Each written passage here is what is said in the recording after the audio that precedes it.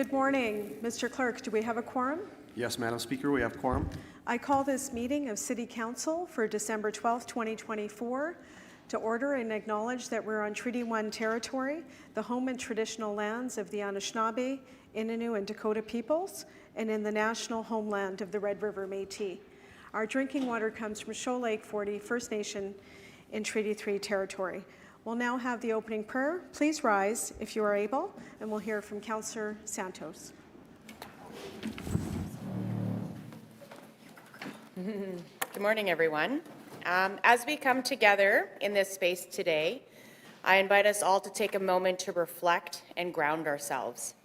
In the spirit of community, I'd like to share a birthday wish as I approach another year of life next week. My wish is simple but profound, that we find the strength to be kind to one another, to show respect even when we disagree, and to recognize that kindness starts within ourselves. Let us quiet our inner critic, remembering that we are all doing the best we can with what we have. As the holiday season approaches, let us also think of those who are less fortunate, those who cannot help themselves.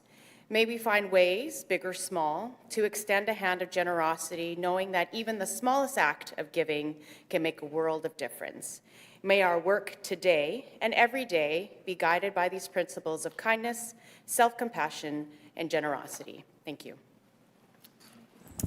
Thank you, Councillor Santos. Roll call, Madam Clerk. Madam Speaker, Councillor Sharma, His Worship Mayor Gillingham, Councillors Allard, Brawadi, Chambers, Dobson, Duncan, Eadie, Gilroy, Lukes, Mays, Orlico, Rollins, Santos, and Councillor Schreier. Thank you. We have a leave of absence motion for Councillor Wyatt. Would you please read it into the record? Moved by Councillor Schreier, seconded by Councillor Brawadi, that Councillor Wyatt be granted a leave of absence from today's meeting due to a personal family matter. Thank you. We have two new pages joining us today. Call the question on that first. All in favor? Contrary? Carried. Our two new pages today, Rents Danielle Getwan from St. John's High School, who resides in the Minarski ward, and Michael Mashinter from Tech Voc Vocational High School, resides in the Point Douglas ward. Welcome to you, and thank you for serving council.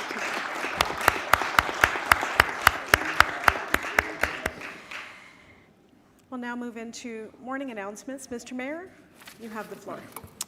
Thank you, Madam Speaker, and good morning to everyone. Just a few items today. First of all, I want to thank everyone who came to the recent Winnipeg 150 City Winnipeg versus Province Manitoba hockey game at the Gateway Arena. And thank you to Councillor Brawadi for being such a great host. I think all of us enjoyed the game and had a great time.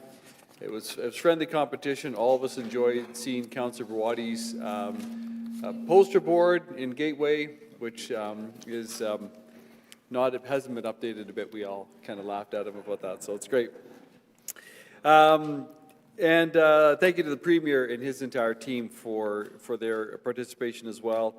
And to all who came, attendees who came to the game were invited to bring a perishable or non-perishable food item for Manitoba Harvest. I'm happy to report that we raised 320 pounds of food, approximately 592 meals for Manitobans in need. So thank you so much to all who came out and attended that great event. Speaking of Winnipeg 150, the Manitoba Moose are hosting a Winnipeg 150 game on December the 22nd. That's a Sunday afternoon. I'm not able to attend, but I think Councillor Marcus Chambers is going to be there, I think, to drop the puck, or at least to be the host in the arena on behalf of all council. All council is invited, to join in. It's going to be a great afternoon featuring the history of Winnipeg, displays and videos, along with some hockey, great hockey, of course. And to celebrate Winnipeg 150, the Moose are offering all City of Winnipeg employees and their families discounted tickets. So tickets are available now, and so maybe everyone wants to take advantage of that. Yesterday, the City of Winnipeg rolled out its 2025 preliminary balanced budget update. This update represents the hard work of many people over many, many months, including, of course, our budget working group. And I want to thank Councillor Jeff Brawadi for leading that process, and thank Councillor Matt Allard and Councillor Evan Duncan as well. And certainly a moment to express appreciation to our Chief Financial Officer, Tracy Graham, and her dedicated staff for all of their work. The budget focuses on what Winnipeggers have been telling us, what we've been hearing from Winnipeggers. They want better roads, safer neighborhoods, and responsible financial planning. And so following a period for all city councillors and the public to review the preliminary budget update, there's public meetings to hear delegations and to consider all the changes or any changes that may take place. The budget vote date is set for January 29th, 2025. For more information on the 2024 to 2027 multi-year balanced budget process, the public can visit winnipeg.ca for more information. And to learn more about the budget or to register to appear as a delegate at one of the appropriate upcoming meetings. And finally today, as we gather for our final council meeting of 2024, I want to take a moment to reflect certainly on the season that is before us as well. However you're celebrating the holidays, they really do become a time to reflect, hopefully a time to gather together with those that are important to you, your loved ones, a time for renewal as well. So whether you celebrate Christmas or Hanukkah, Kwanzaa, or other cherished traditions, the season does remind us of the importance of family and community and the importance of giving back as well. Here in our city, I just take this moment to reflect on the fact that we do have a diverse and very vibrant city where many cultures and faiths come together to enrich our community. And it's in that spirit that I want to extend my warmest wishes for a joyful holiday season to everyone across our city. To our council and city staff, thank you for your dedicated work to make Winnipeg a better place each day and every day. And so to everyone, may this season bring all of you and your loved ones a time to rest and recharge and connect with family and friends. And, as per Councillor Santos' prayer today, let's carry the hope and the kindness of the season into the new year as we continue to work together on behalf of the citizens we serve. So to all of you, Merry Christmas, Happy Hanukkah, Happy Holidays to you and your family. Thank you. Thank you, Mr. Mayor. Next speaker is Councillor Schreier. Thank you very much, Madam Speaker. I would like to say, especially on behalf of Councillor Eadie, as well as I'm going to say all of us. I just want to thank Don Windsor. Today is his last day running our communications live out of the council chamber. I'm providing that live feed to the people of Winnipeg for years, and being very grateful for his professionalism and his consistency.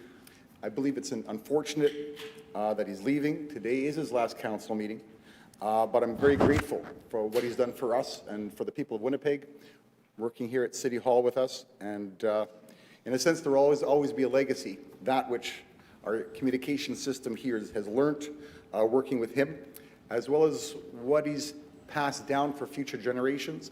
A perfect example is his daughter, Lisa Windsor, who has, you would have seen her here over the years, occasionally helping out. And maybe you know Lisa Windsor as being the lead singer at both Winnipeg Jets games and Winnipeg Blue Bomber games, which is pretty big when it comes to national communication and now our national pastimes.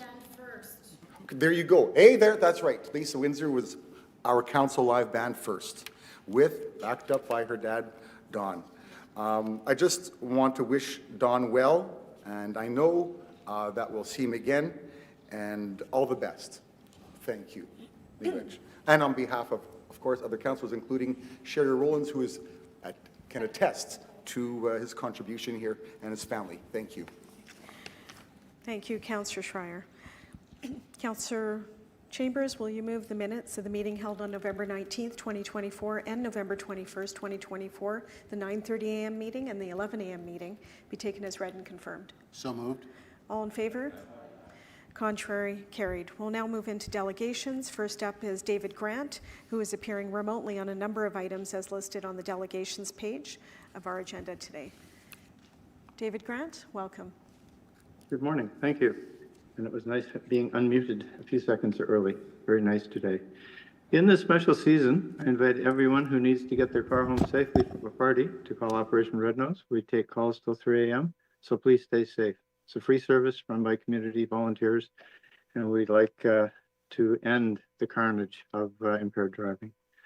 Anyway, moving on. What's happened here? Something shrunk. Anyway, on topic governance 1, I'm against waiting another 60 days. And because there are rules here, we can only comment on the delay. These changes should happen now. There's no reason not to.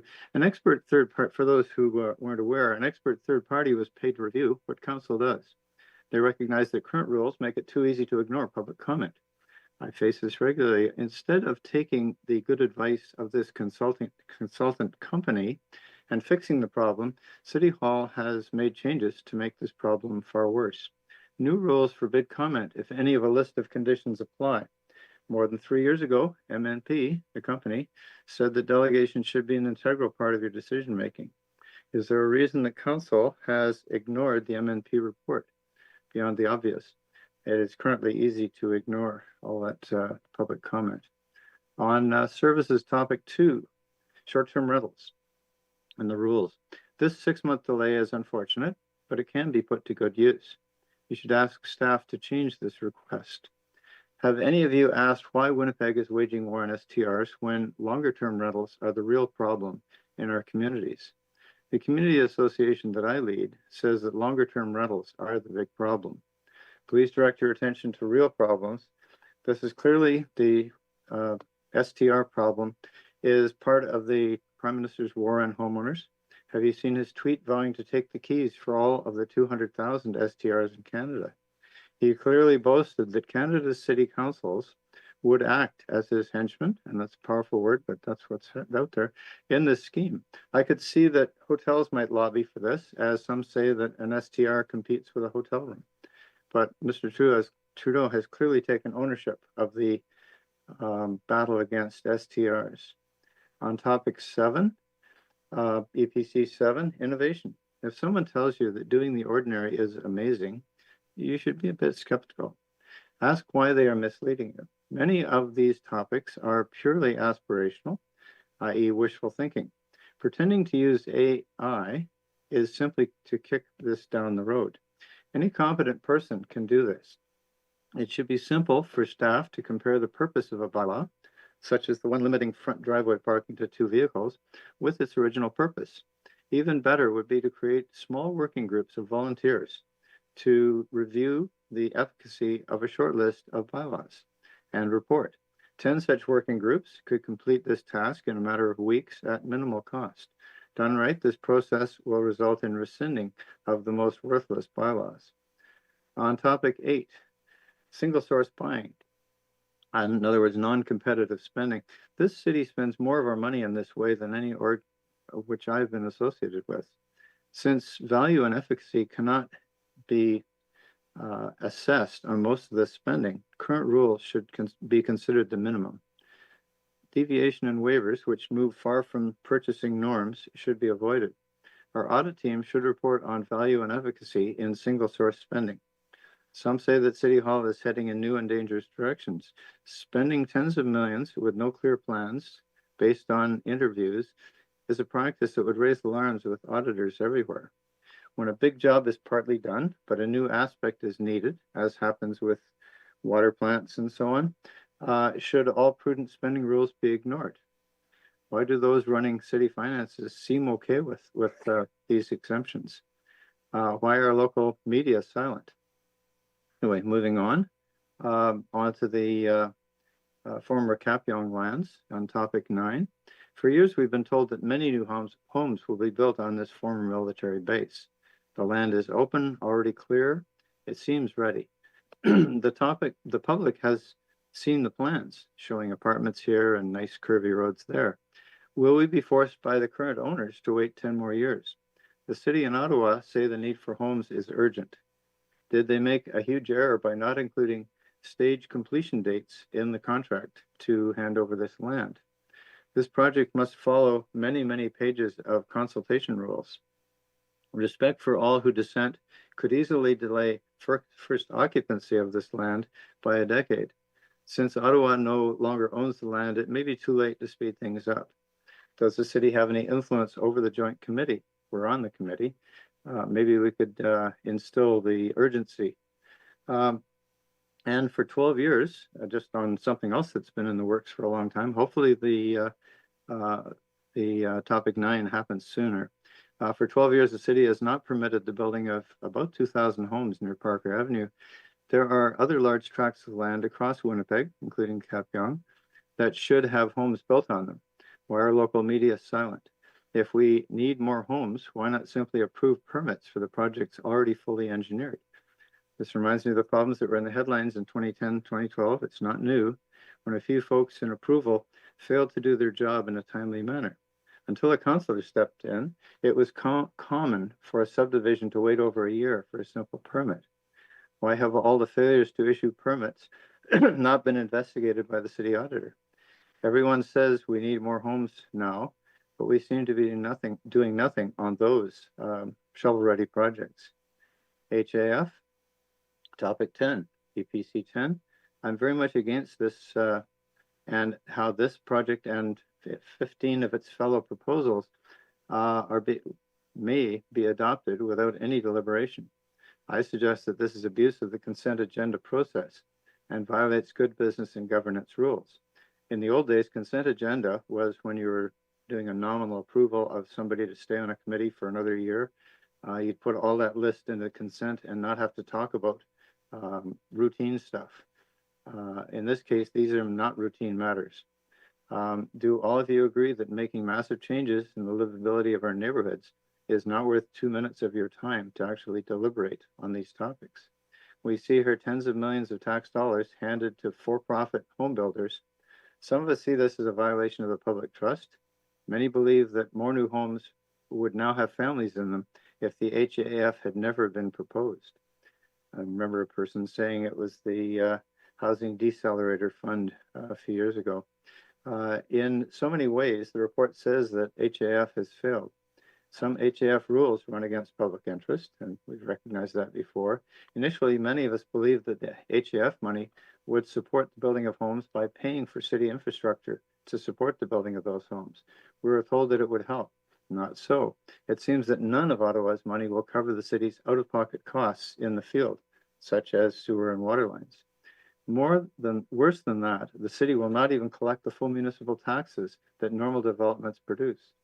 The middle word of HAF suggests urgency, that affordable homes would be ready sooner. The opposite seems to be true. We're years into this program.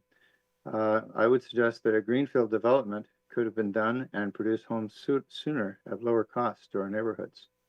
And certainly the development of apartments and houses has happened faster in previous years.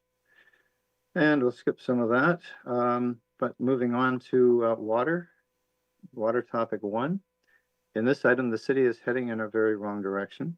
Some of the actions of this committee will not reduce the city's greenhouse gas production. There is a need to audit and evaluate every eco-step proposed in terms of its % net GHG reduction and cost. Trying to convince the public that a useless step is wonderful does a disservice to everyone. Please stop this spin campaign. Instead, an objective analysis of every city-funded green plan should be performed as soon as possible. Water topic 3. There is a myth that Manitoba can generate usable power based on heat sources deep under the city. We have no magma resources. This cannot happen. This myth is as fake as the 24-year-old myth that Manitoba can make so much hydrogen from our electricity that we can replace all the fossil fuel in Alberta. That spread around for a year, but it was completely untrue. The truth is that Alberta's energy is more than 10 times as abundant as ours.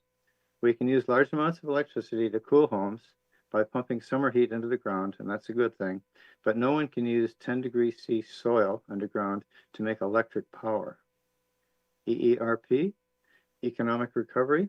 After closing so many eateries, bars, and small businesses in 2020, in response to the misinformation of the day, City Hall wanted to create jobs. This is noble and good. This program has gone terribly astray, I suggest. Upgrading our wastewater infrastructure with that money would have created good jobs and left a legacy of a cleaner lake and river. Most of the projects involved in this ERRP provide no tangible benefit. David, are you Yes? just wrapping up?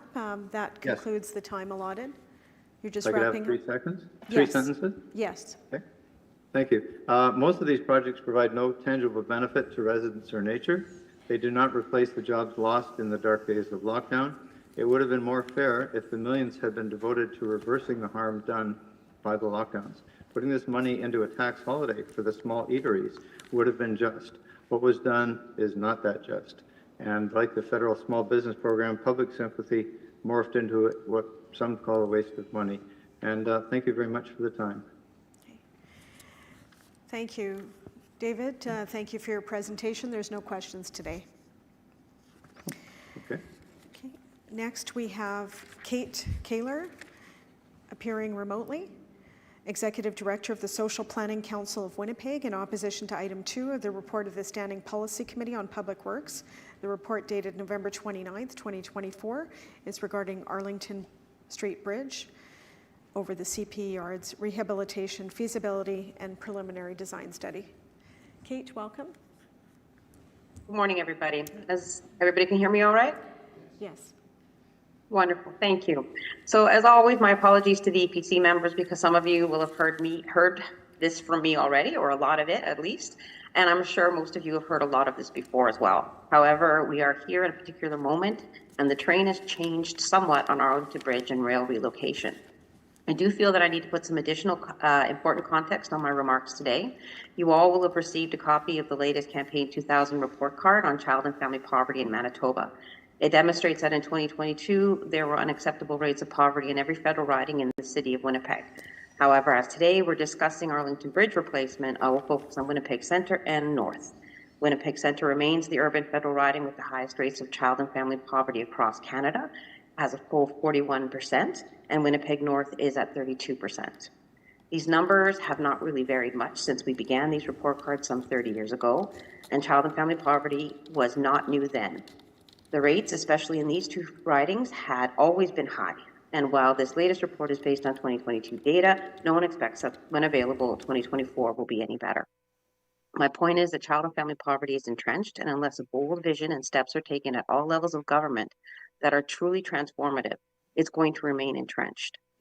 I'm representing a coalition today of Indigenous, newcomer, labor, environmental organizations, academics, community-based researchers, and advocates that continues to work towards a feasibility study for rail removal.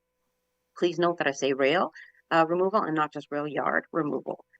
We used to be able to list active transit membership in our coalition, but the revised report on bridge replacement changed that. It cannot be characterized as a friendly breakup, as it was not really a breakup. We will continue to work together on what we can agree on. And we do agree that the ability to cross at grade at multiple access points is better than a bridge. We also agree that rail removal, as in rail lines, should also open up green corridors throughout the city.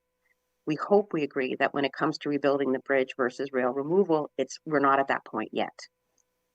We do agree, that it's not an either or at this point, sorry. We do agree that at least according to this most recent city report, that the existing bridge has to come down. Safety is a core tenet of our coalition as well for the active transit supporters. Where we differ is what should happen beyond the bridge coming down. Much work has already been done by the city on replacing Arlington Bridge. Different studies, reports, community consultations, etc. When little to no investment has been made on rail relocation. We have some statements of support from some on council, but also real opposition. My point being today is to ask for a bit of fairness and allow the rail relocation feasibility study proponents time, if not resources, to catch up. Provinces come to the table. Federal matching funds are still available, but may not be if there's a change of government at that level. So we are very highly motivated to get things moving on a rail feasibility study. Some other points for you to consider. According to a recent Winnipeg Free Press article, 63% of Manitobans and at 68% in Winnipeg are in favor of rail removal, but 73% of Manitobans doubt it will happen. And that doubt is due to cost and having this subject come up time and time again, people getting excited and then governments refusing to invest. On cost, we simply don't know what that will be as far as rail relocation goes. Sure, we can compare with other jurisdictions, but we also need to then compare the economic benefits those other jurisdictions have reaped. That is what a feasibility study will do. We're also years out from some other rail relocations. There are undoubtedly lessons to be learned. There are potential newer technologies such as geothermal capacity that could be built that will benefit the city for far longer than a bridge could. Again, I don't have the details, but a feasibility study would. At 193 million, that's the 166 plus the interest. But if we have to increase the debt ceiling to get there, couldn't that interest be more? Also, that's the cost of replacement of Arlington Bridge to date. We all know that obviously large infrastructure projects can go off, they can go over budget, and of course the same could be true for rail relocation. However, spending on a measure that was needed but may not needed in the day but may no longer be necessary does not make sense at this time.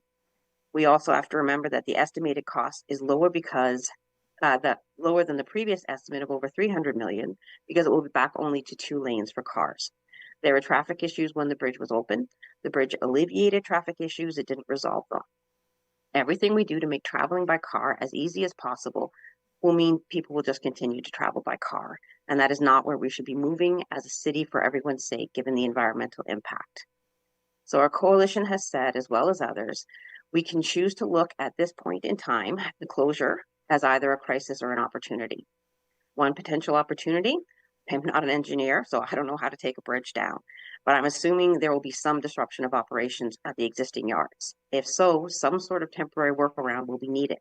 So perhaps CPCK could take the opportunity to consider a permanent workaround. And of course, we have Centerport. Centerport offers a more efficient, multimodal integrated alternative to existing rail yards. It combines proximity to Richardson Airport and many key trucking companies with links to East and West Coast markets. It can also link by rail to Churchill Shipping Port for shorter routes to Europe.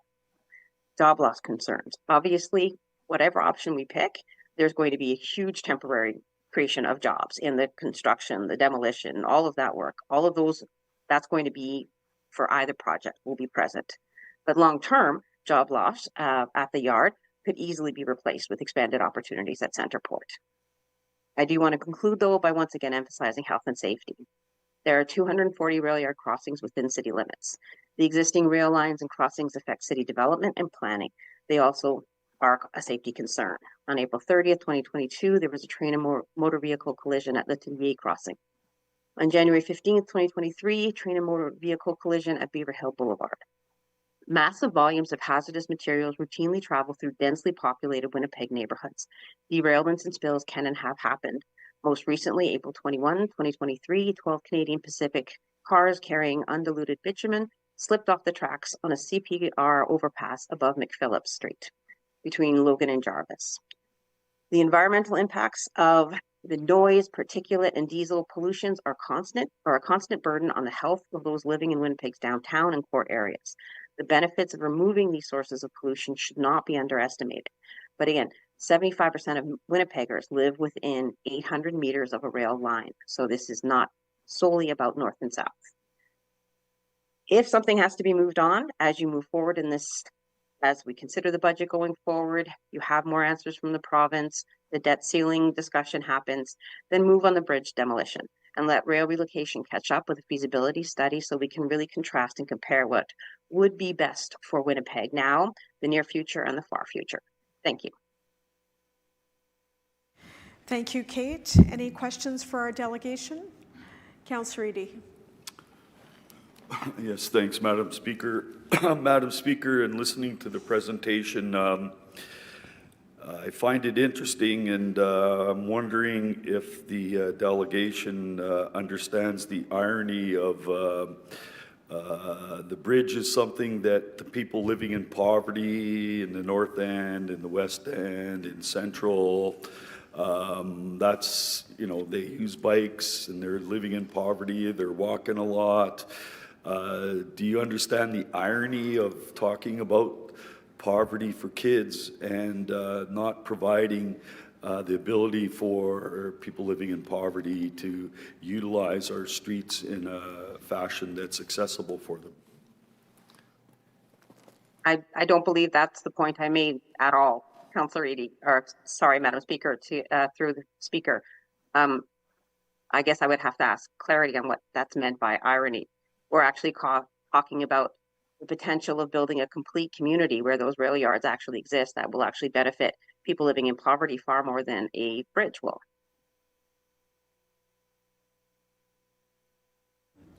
Thank you. Second question, Councillor Eady. Yes, Madam Speaker, I'm wondering if the delegation, in the big vision, if the delegation has ever thought that that rail line that runs east-west could be a great LRT, as they did in Edmonton.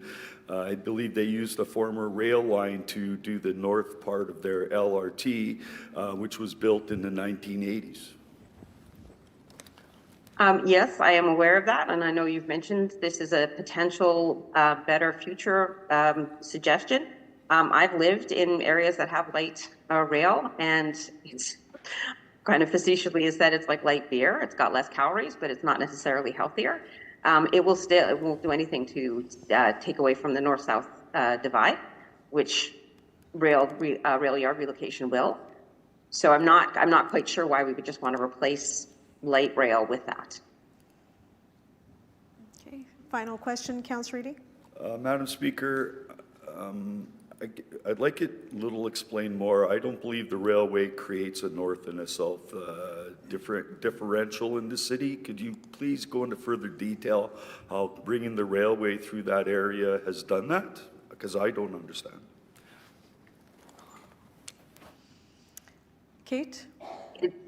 Is simply that there are minimal access points, minimal crossing points between north and south. Whereas if the rail yards were not there, there would be multiple access points throughout. There wouldn't be this idea that we have to congest at certain crossing points in order to go back and forth. Thank you. Any further questions? Councillor Schreier. I want to thank Kate Kaler for her comments, for her advocacy, and I did learn something today as well from her delegation. I do have a question, though. At one point, I heard a lot of the term moving the rail line, and I was wondering if you meant the rail line. Then later, you said at the end twice, rail yards. And so I just wanted clarity on that, because there's a big difference, but I understand they surely are related, and if there's any further clarification you can make in terms of when you meant rail line and rail yards. Thank you very much. And let me, yes, a little bit distracted. I have another meeting going on, so I apologize if I used yards when I meant lines. The overall point for today, though, is that the coalition that I'm representing here today is actually for complete rail removal at however that looks, whenever that can be. Everybody understands there would be a staged approach. But we're here today because of the report on replacing Arlington Bridge. And the concern is if we spend up to $200 million to replace Arlington Bridge, there's going to be very little desire, very little push in order to actually take away the yards. And they are incredibly dangerous. The people who live around those yards do want them gone. We do have people from the North Point Douglas Association on our coalition. They live in that area and they are affected daily. Their health and well-being is affected daily by those yards. Thank you. Seeing no further questions, we'll move to the next delegation. Thank you, Kate. Or Councillor Eady. Thank you all very much. Kate, just a moment. Question by Councillor Eady. Okay. Yes, Madam Speaker, I'm wondering if the delegation knows how far away North Point Douglas is from the CPKC rail yards, which start west of the Slaw-Rebchuk Bridge. Do you understand that? Yes, thank you. If I misused the term, again, a little bit distracted, but I'm sorry, we do have members from that coalition who are extremely concerned about the yard. So I don't want to go too much. I don't want to say too much in there, but they are on our coalition and they want the yards gone. So I'm not quite sure, again, what the point is with the councillor. There are people who live around that area and they are impacted by the health and safety. There has been a report that was put out by the Eco Network on the conditions that are around the rail yards, and they are affecting people's health and well-being.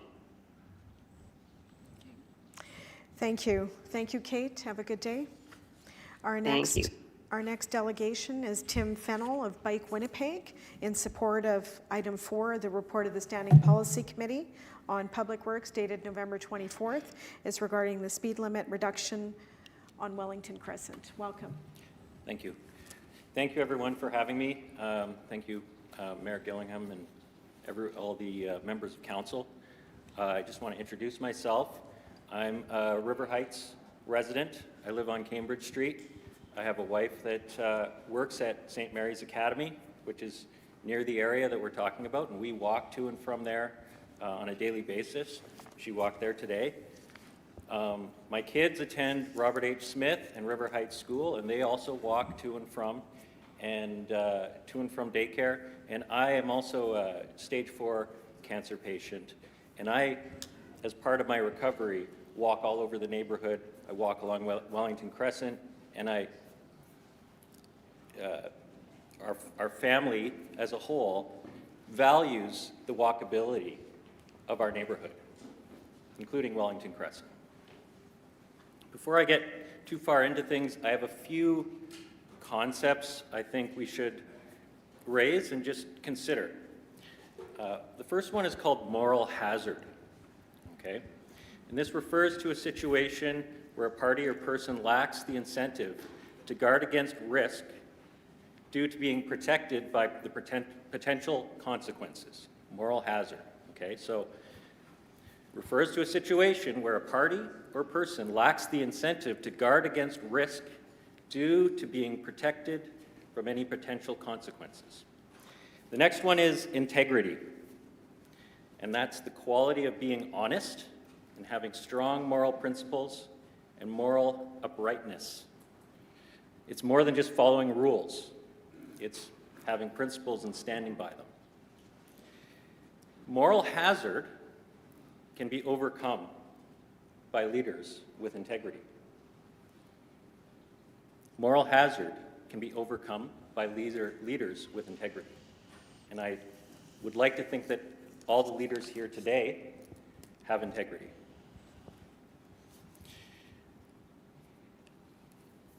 In July 2022, Council unanimously approved the Road Safety Strategic Action Plan. And that's an important detail to remember. Unanimously. All the seats in this room approved that motion. That motion has all kinds of things about Vision Zero, being proactive, reducing speeds, saving lives. It had all kinds of information about the current death rates of pedestrians and cyclists, which are abnormally high. In my experience with cancer, I spent some time walking the neighborhood, and I noticed something that I hadn't really noticed before, because having cancer changes your perspective, it changes some of your priorities. And it became clear to me that there was something very wrong with River Heights. And it started me down a path of working with my neighbors to lobby to try and calm our street. And that experience led us to, team up together, reach out to our councillor, and get our neighbors to also call our councillor. And that was leading up to the election. And our councillor made it clear on his website, he said, and he also handed out flyers to our street. I understand and share your concerns and look forward to working with the neighborhood and addressing the issue. I look forward to addressing the issue. I reached out to Public Works for data about our street. And for some reason, our street didn't have information on the open data portal about traffic. So we had to explore that. We knew that our councillor had some of that information, and we reached out to him and asked for it. And we were told that that was private information. So we had to submit a FIPA request for that, and we worked on that. We found out that there was a traffic study done in 1994 that was very politically contentious. We heard that many times. So we asked for a copy of that from City Hall. But we were denied that. We submitted a FIPA request for that, denied again, and finally had to go to the Ombudsman. Finally, after a year of messaging back and forth, I was granted with a meeting with my councillor to talk about the issue, face to face. I got 30 minutes. Okay? 30 minutes, not a minute more. I was escorted out. And my point here today, when I raise this issue, is this is a fight that we have to really push for, and we shouldn't have to. The default here should be safety. You all voted for safety. And this is what we want. And we can all agree that that's what we want because we voted for it. So let's make it safe, okay? If we were to flip this around and say, okay, all the roads are 30. All the roads are 30 now, and if you want it to be 50, you have to prove that it's safe. Would some of the residents on Wellington Crescent who want to save tens of seconds driving to their home, would they be able to come and stand up here and prove to you that driving faster is safe for my kids? Would you be okay with them throwing my kids under the bus? Because that's what you're doing. Registered in favor. The decision of EPC was to not proceed with a lower speed limit. Thus, I would assume he is speaking in favor of that since he registered in favor. I'm not getting that flavor from his comments. Tim, you did in fact register in support of Yes, the I'm in recommendation? support. Okay, let's stick to the report that's in front of us. Thank you. Be then not proceeding with the lower speed limit at this time. That was what was in the EPC 3-2 vote. Are you Are you aware of that, Tim? The recommendation at the Executive Policy Committee is different than what came out of the Public Works Committee. Yes? Okay? Yeah. All right, so you're speaking in support of the recommendation from the Executive Policy Committee? Yes. Right, okay. Yeah.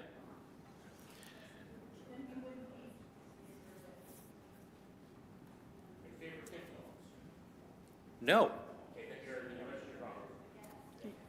You've registered incorrectly. Do you want to continue? Sorry. I'm registered for safer streets in Winnipeg. Okay. Are you saying that making it 50 is not safe? Tim, if you want to continue with your, are you almost finished your presentation? there? Yeah. Okay. So you had registered in support of the item, Yeah. but you're in fact in opposition of what's coming likely from the Executive Committee. So you've registered incorrectly, but let's continue, just continue and please wrap up your presentation. Okay, sorry. I People complaining to me saying, look, 4 people have registered on this. We're limited to 4 people. So if 4 people really are in opposition, but 2 of them say they're in favor and then get up and say, actually, I'm in opposition, it kind of destroys the integrity of the process if we're going to talk about integrity. Indicating, and I don't know, but he maybe indicated that the majority of the motion he favors, save for the one spot. And so that he registered in support may be his point. Yeah. Thank you. Tim, yeah. speak to the report in front of you. Are you familiar with what Yeah. came out of the Executive Committee? Yeah.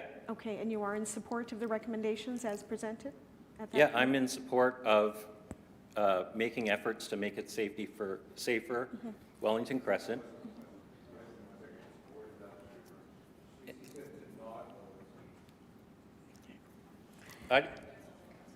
I'm sorry, I didn't talk about this. Tim, when you address council, will be through Sorry. the chair.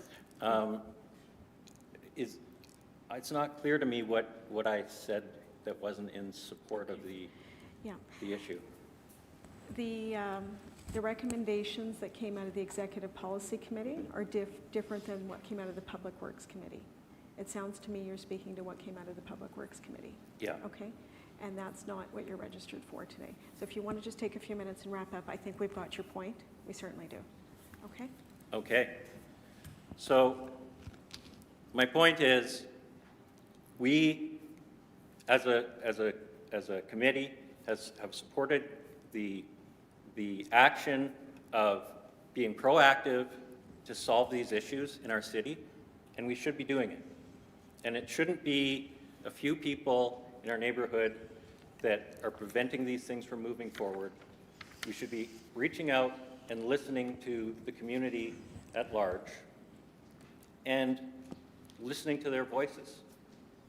And if we had the same zeal to listen to our constituents about roadway safety as we do the housing accelerator program, we'd probably hear more of those voices of support. Thank you, Tim. Thank you for your presentation. Next, I'll call Mark Coho, Executive Director of Bike Winnipeg, in support of the same item. There's 5 minutes. Mark, I want to confirm you are in support of the recommendations that came out of the Executive Committee? Yeah, I am in That's what support you're of speaking the to? four clauses that were Okay. passed. Thank you. So I want to state thanks for the opportunity to speak. Bike Winnipeg supports the motion to have the public service begin work on interim long-term designs towards development of a safe, comfortable bike route along Wellington Crescent. As I'm sure you know, Wellington Crescent has been identified as a key route in the city of Winnipeg's cycling network for more than 20 years. And in fact, even the 1993 study of which, to be honest, I've never seen, shows that this is a route. It's the South Assiniboine bike route that's spoken of. We've had plenty of studies and feedback on this, including the Osborne Village Transportation Overview, the Osborne Village Neighborhood Plan, Corydon Osborne Plan, the 2015 Pedestrian and Cycling Strategies, calls in our Winnipeg 2045 to move towards a sustainable transportation, to make sure that we are encouraging more and more people to walk, to bike, and to take transit as a key goal in our climate action plan, to make sure we're moving and shifting that mode of transportation over so that we are taking on some of our climate responsibilities.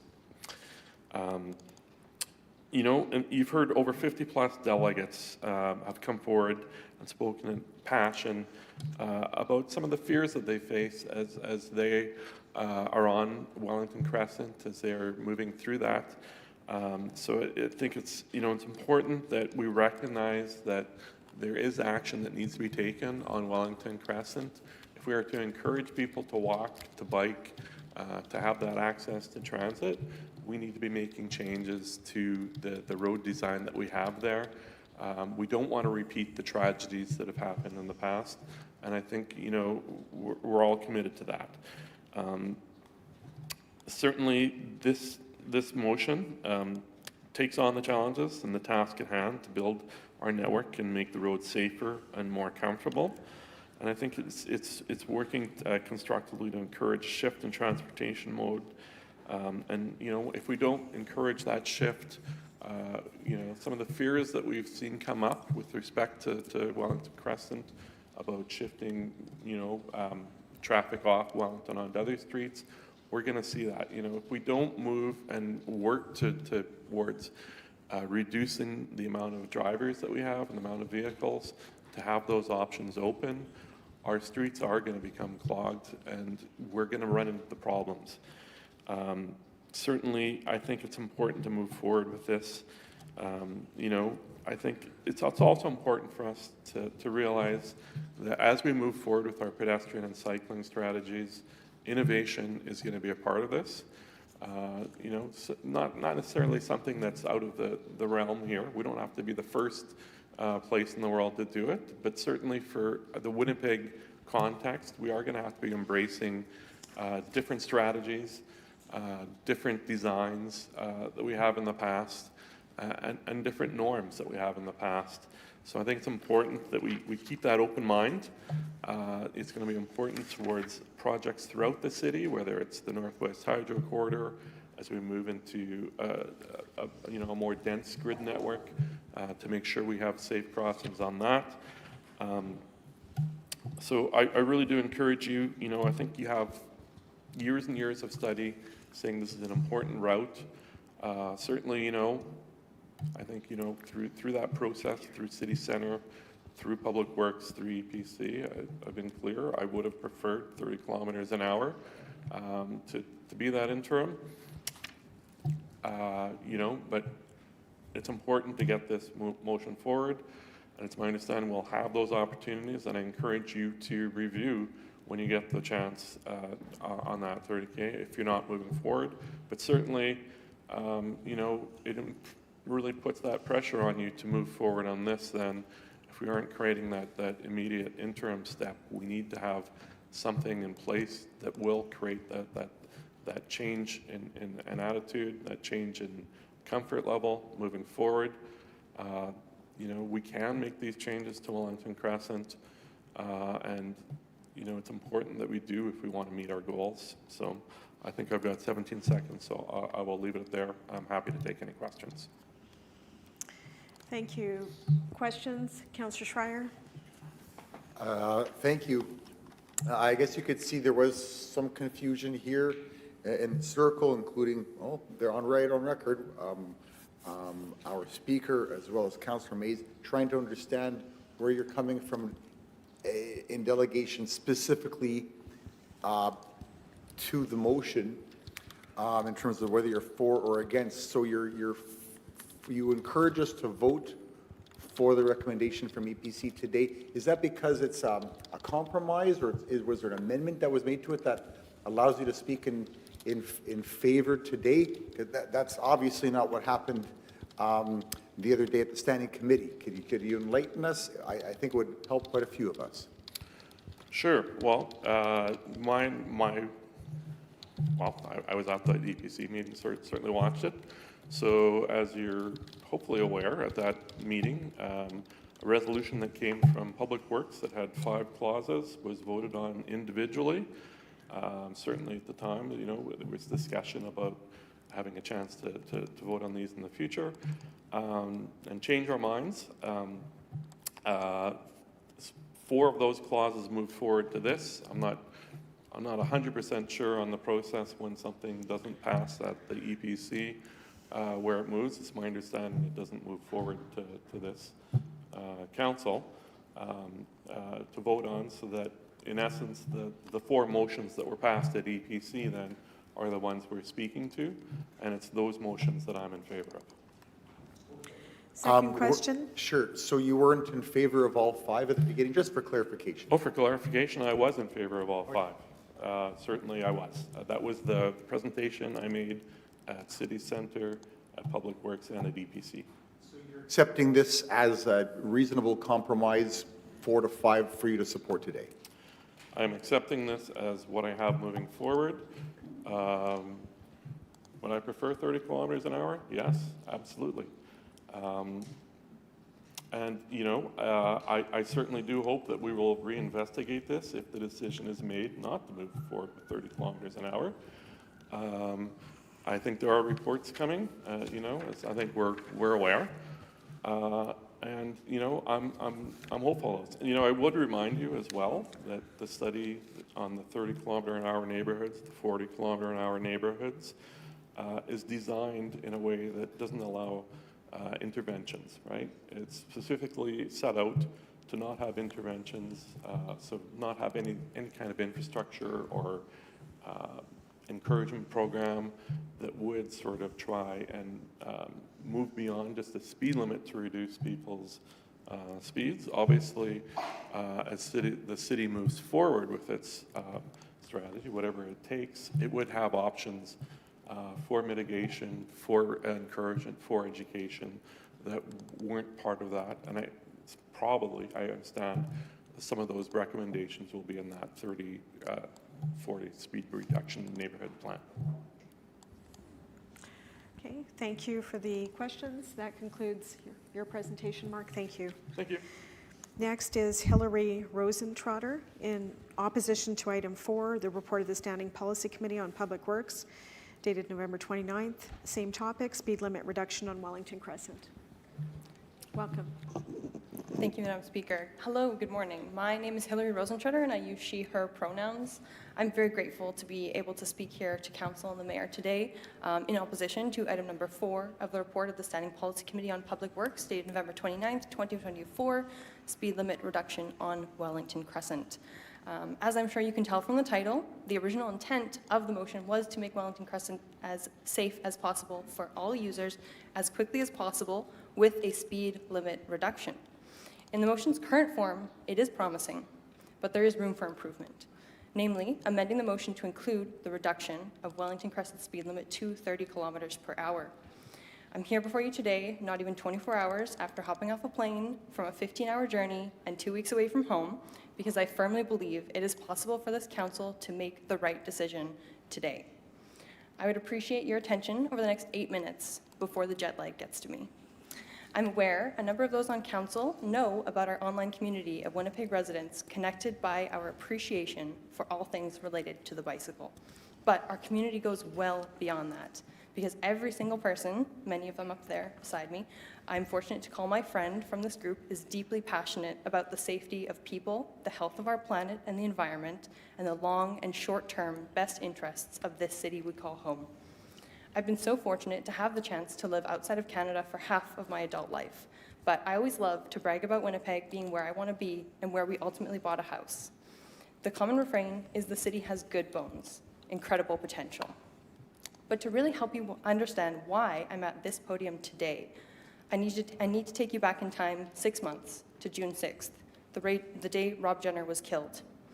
Already before lunch that day, our online community's main message thread was ablaze over news about a cyclist being hit by a driver along Wellington Crescent earlier in the morning and taken to hospital in critical condition.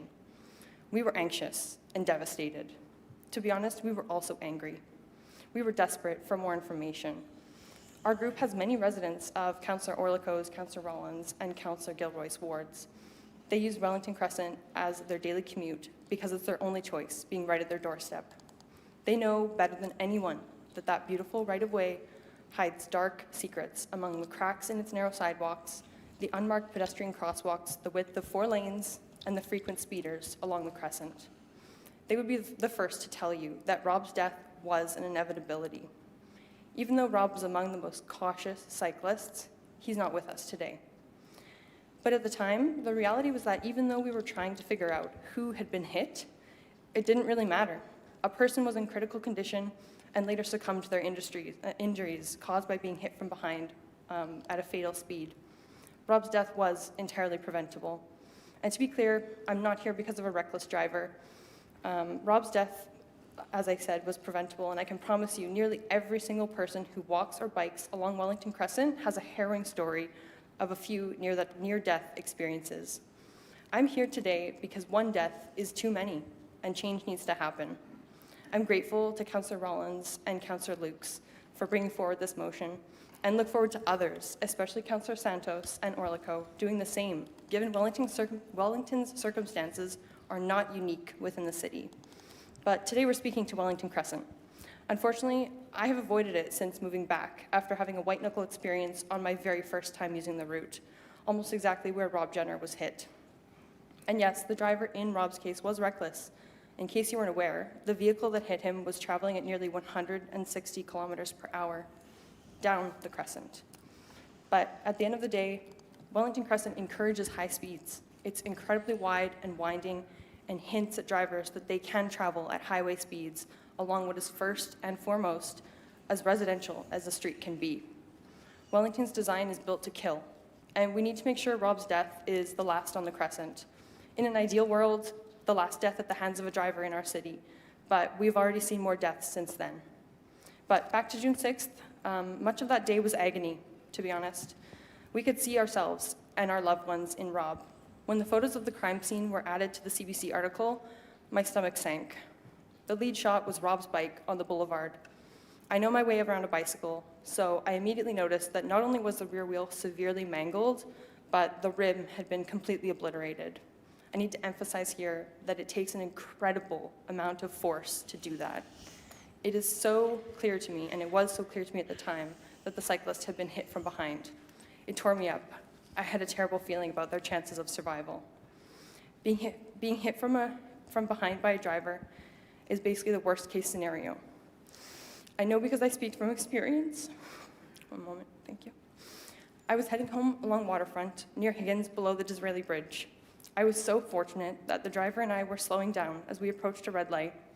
Being hit from behind is scary because you have no way of anticipating it, especially on roads without dedicated, separated, and well-maintained infrastructure. One moment you're rolling along, the next your body and the pavement become one. Had the driver and I not been going at similar speeds, I would probably be dead today. Unlike Wendy's morning knock on her door, my partner and mom got a message saying, "I've been hit, but I'm okay." It took me a few minutes to type up the message through tears. And although bike riding is the most joyful experience on the planet for me, I will always carry a twinge of anxiety about whether my life will be cut short too. Now, to give you a feeling of my cycling risk tolerance, I not once, but twice used the roundabout surrounding the Arc de Triomphe in Paris, France. I know Councillor Brody is a fan of the area. They call it L'Étoile. It's a roundabout made up of 12 lanes and a total of 12 entrances and exits. Pretty intense. In terms of user risk, I would frankly compare it to Wellington Crescent, where Rob was killed. My heart truly aches for Rob's family, and especially Wendy. I worry every day about who will be next if you don't do the right thing today and going forward. In the evening on June 6th, the news broke that the cyclist had died. Not a single person in our group knew Rob, but we were all grieving. There had been a life involuntarily taken too soon by entirely preventable causes, like Nardia Bedward, Tammy Bateman, Doris Porter, and many others. But we've spent enough time here together today, so here's my ask. As I believe in transparency, if a permanent reduction to the speed limit on Wellington Crescent is out of the question, I would ask you to consider the following. We know permanent active transport infrastructure is a solution that can be installed along Wellington, but to get to that point will take years. Even so, the prospect is really exciting. But until this permanent solution can be developed and installed, reduce Wellington Crescent to 30 kilometers an hour within the next 120 days. Then, once we have adequate separation between modes, revert to 50 kilometers an hour if you see the need. In the interim, reducing the speed on Wellington Crescent is an extremely important step that must happen to make Wellington Crescent safer. It's a relatively small ask, but the impact and potential to save lives cannot be overstated. I understand Wellington Crescent has a rather arbitrary label that gives some city council pause, but it is just that, arbitrary. You quite literally have the power to effect change along this beautiful but perilous right-of-way, lined with homes, churches, and schools. These are places where elderly Winnipeggers, disabled Winnipeggers, and children frequent. I'm here to urge you to make a deeply impactful and life-saving decision today. Please reject the framing that vehicular violence is a misfortunate sacrifice for some greater good.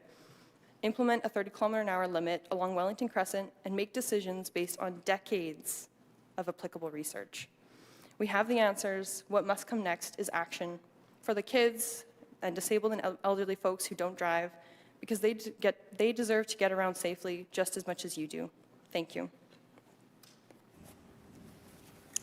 Thank you, Hillary. Please stay with us on the bench. We'll hear from the next delegation and then come back for questions. I'd like to call forward Linda Van der Laar, also in opposition to the same item. Welcome. Correct. Good morning, Mayor, councillors. Thank you for having me. Thank you for this opportunity. My name is Linda. I am a nurse at St. Boniface Hospital. I'm a taxpayer. I commute year-round by bicycle, and I am consciously carred, as in I reluctantly own a vehicle. I am here to voice my opposition to the motion as it lays in front of you right now. The motion in front of City Council today has been severely weakened. The motion passed by the Public Works Committee on November 29th included an immediate speed reduction to 30 kilometers an hour from River Avenue, where the protected bike lane starts, to Academy Road West, where our multi-use path starts.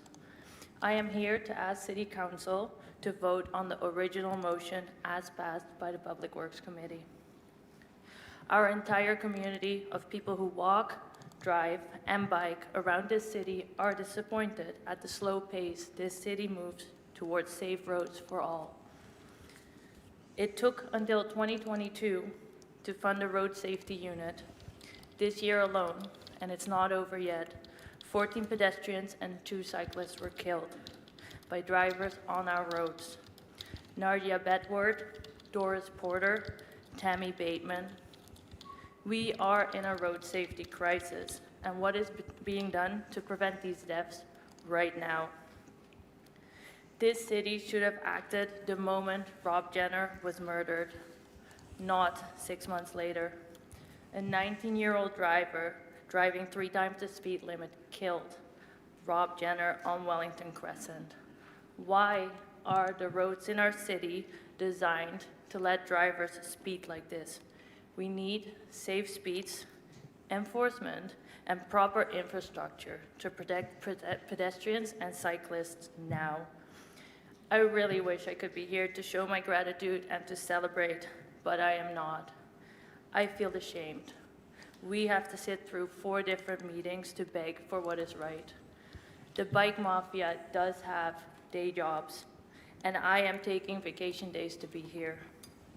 All available evidence out there points towards 30 kilometers an hour being the only safe speed when pedestrians and cyclists are made to share the road with drivers in 5,000-pound vehicles.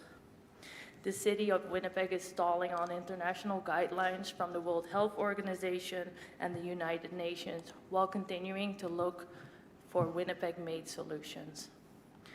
Winnipeg isn't special. We have heard residents sharing and reliving their traumatic experiences, and in response, we see a weakened motion in front of City Council today. 30 kilometers per hour on a bike route is not arbitrary. It's backed by hard evidence. Survival rate is 90% when a pedestrian or a cyclist is hit at 30 kilometers an hour.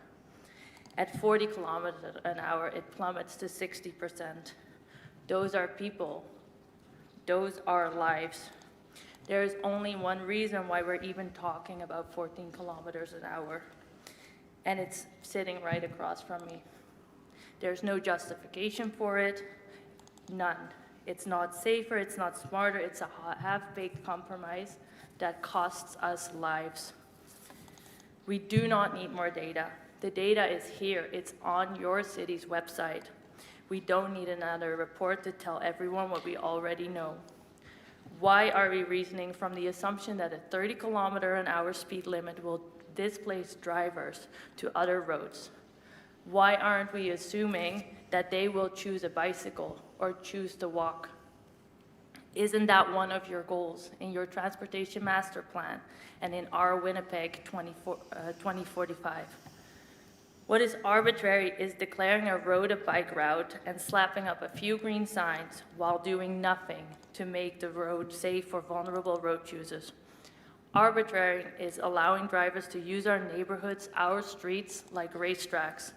There are lots of car routes out there, and I'd like to be safe on our bike routes. Arbitrary is also 30-kilometer school zones while doing absolutely nothing to protect children outside of school hours. Those green bike route signs went up during the Pan Am Games in 1999. That is 25 years ago. On my rides and walks, I often feel that driver convenience is more important to the city than protecting lives. The motion in front of you only strengthens those feelings. Thank you. Councillor Gilroy moves extension of 2 minutes. All in favor? Contrary, carried. We want connected, safe routes. We want streets where our children can walk and bike to school without fear. We want neighborhoods where drivers don't terrorize and endanger us. We do not need more data on the impact of rerouted vehicle traffic. The goal of safer roads is more individuals using traditional means of transportation, like walking and cycling. 30 kilometers per hour on the full length of Wellington Crescent year-round is not arbitrary. It reduces confusion, it connects vital routes, and it saves lives. Anything less is a failure of duty. This city has to take responsible. Stop asking drivers to slow down with yard signs. Make them slow down. Don't let this council be remembered for its inertia. We will be here, we will keep fighting, but we want to fight alongside you, not against you. But if we continue to be denied and dismissed, know this: inaction on this matter makes this city council an accomplice to the daily violence we receive on our streets. Do what's right. Vote on the original Public Works motion for 30 kilometers an hour speed limit on the full length of Wellington Crescent today, while continuing to work on safe interim solutions in the future so that all vulnerable road users can be safe. We do not need more analysis paralysis. Thank you for your presentation. We'll now take questions if there's any. Councillor Mays.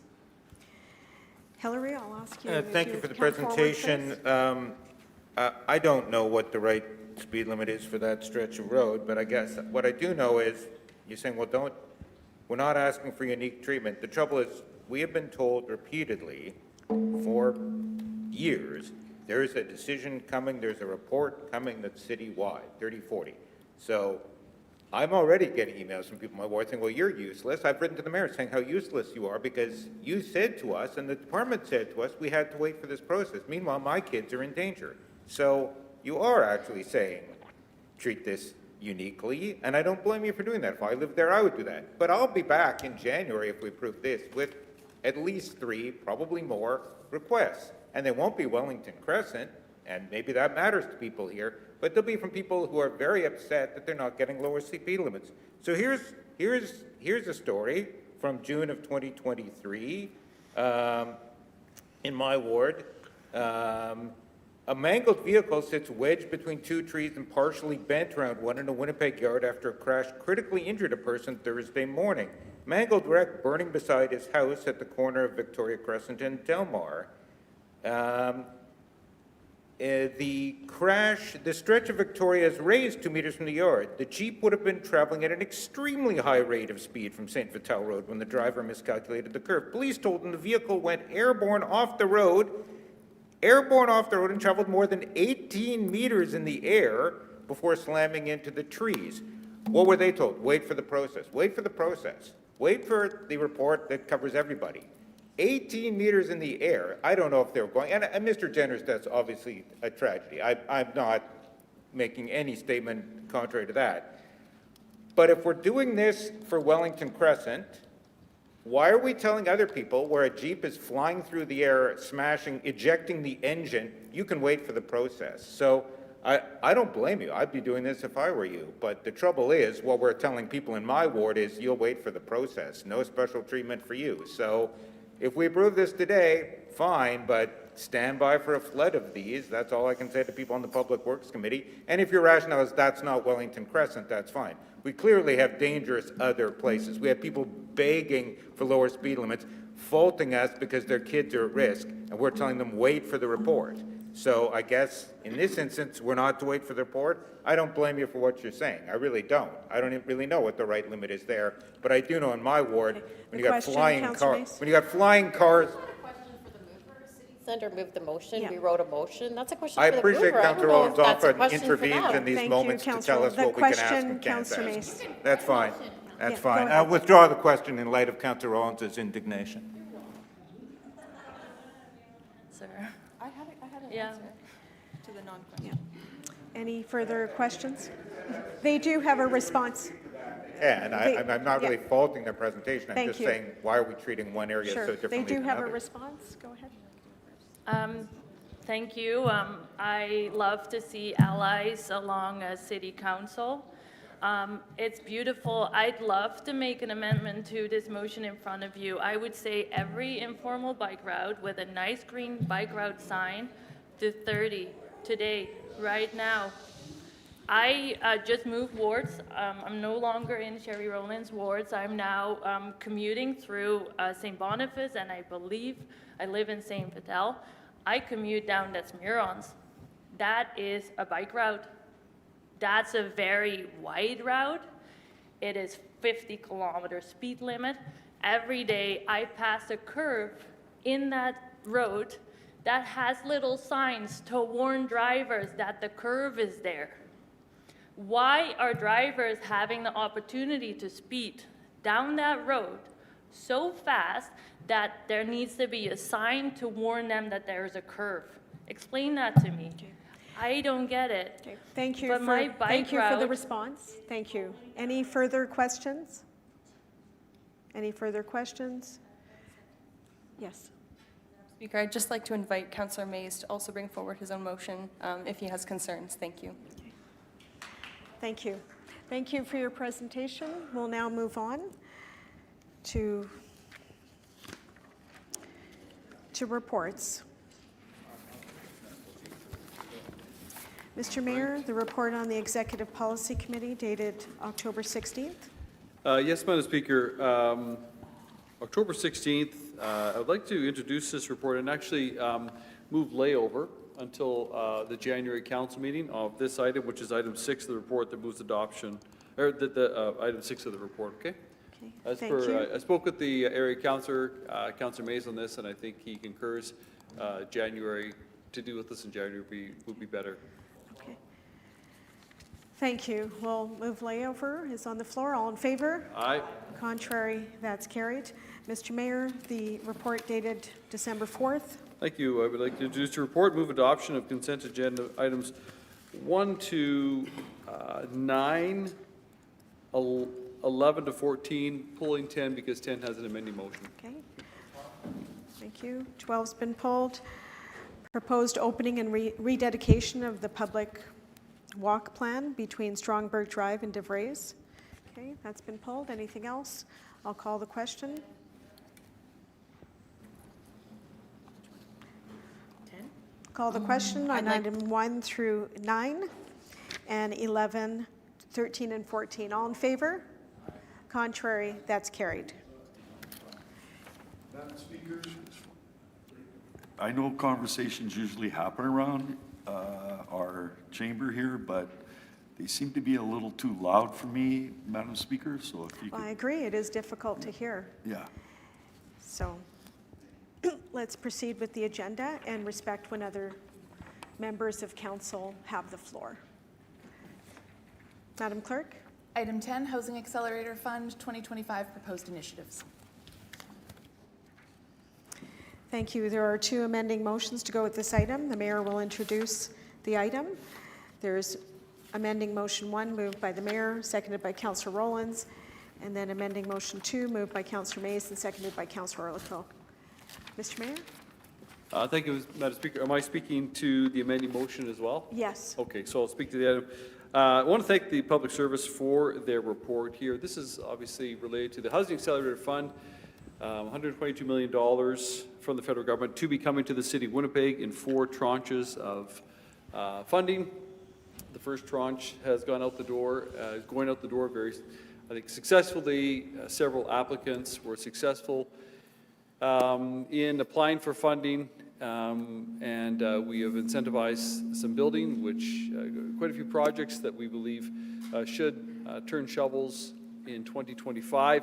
The second tranche of funding that Public Service I'm highlighting is recommending that because there were so many good applications for the first tranche, and the first tranche was oversubscribed significantly, that there are projects there that in those applications that didn't get funding in the first tranche, but really are shovel ready, and the staff, the Housing Accelerator Fund staff would really recommend that we look to that stack, as it were, of good applicants to identify opportunities to provide grants to another round of funding.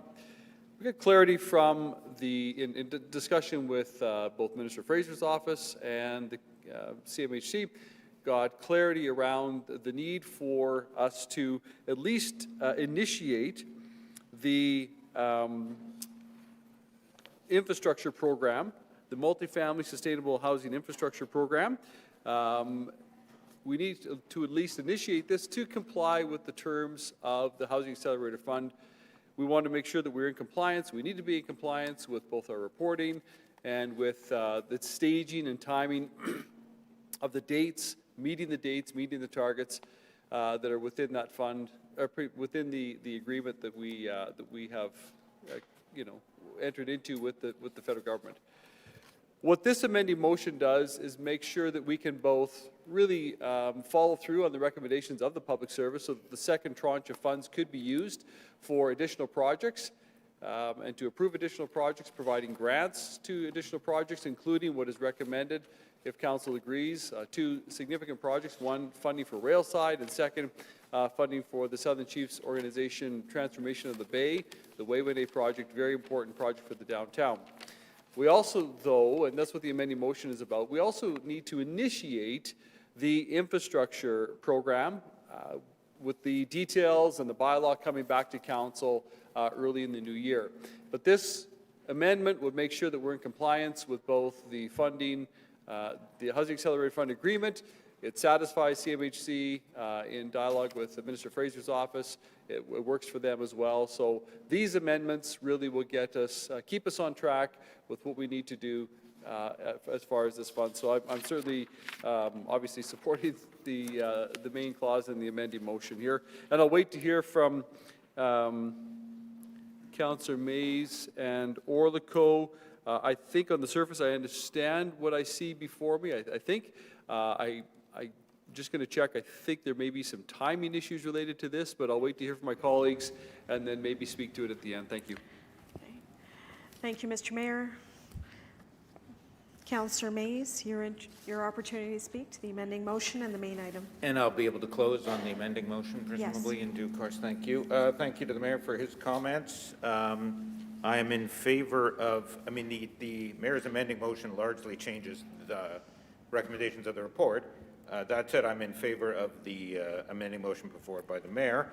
I want to commend Moira Gear, who's wrapping up her career here, and Richard Mahe as well from the HAF office. The report that's in front of you, that's on the screen, makes, frankly, a very obvious and legally correct statement that we cannot assume we will get the money from the HAF in 2026 and 2027. That's actually in the HAF agreement, as they say. Look at Article 12.3, I believe it is, in the HAF agreement. So I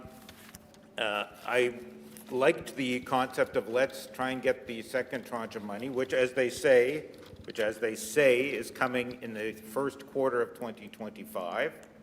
Let's get that and put it toward the housing units rather than putting it toward infrastructure. I agree with that. So I will be supporting the mayor's motion, and the amending motion that I'm putting forward with Councillor Orlico, I would hope people listen to this. Somebody said once, oh, nobody listens, and then years after he was on council, Morant said to me, I remember you saying, so, people do listen here. So the amending motion moves to have a hearing on the four-plex item, a hearing that currently is scheduled for March. We don't have dates yet. That hearing would be in June rather than in March.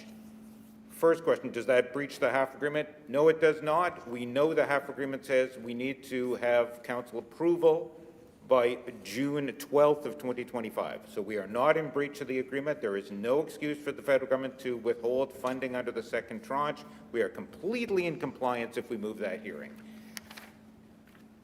Secondly, we've already separated out the hearings. We did malls and corridors first, and we're doing this second. That isn't what was in council's original motion back in November of 2023, but that is what we've chosen to do.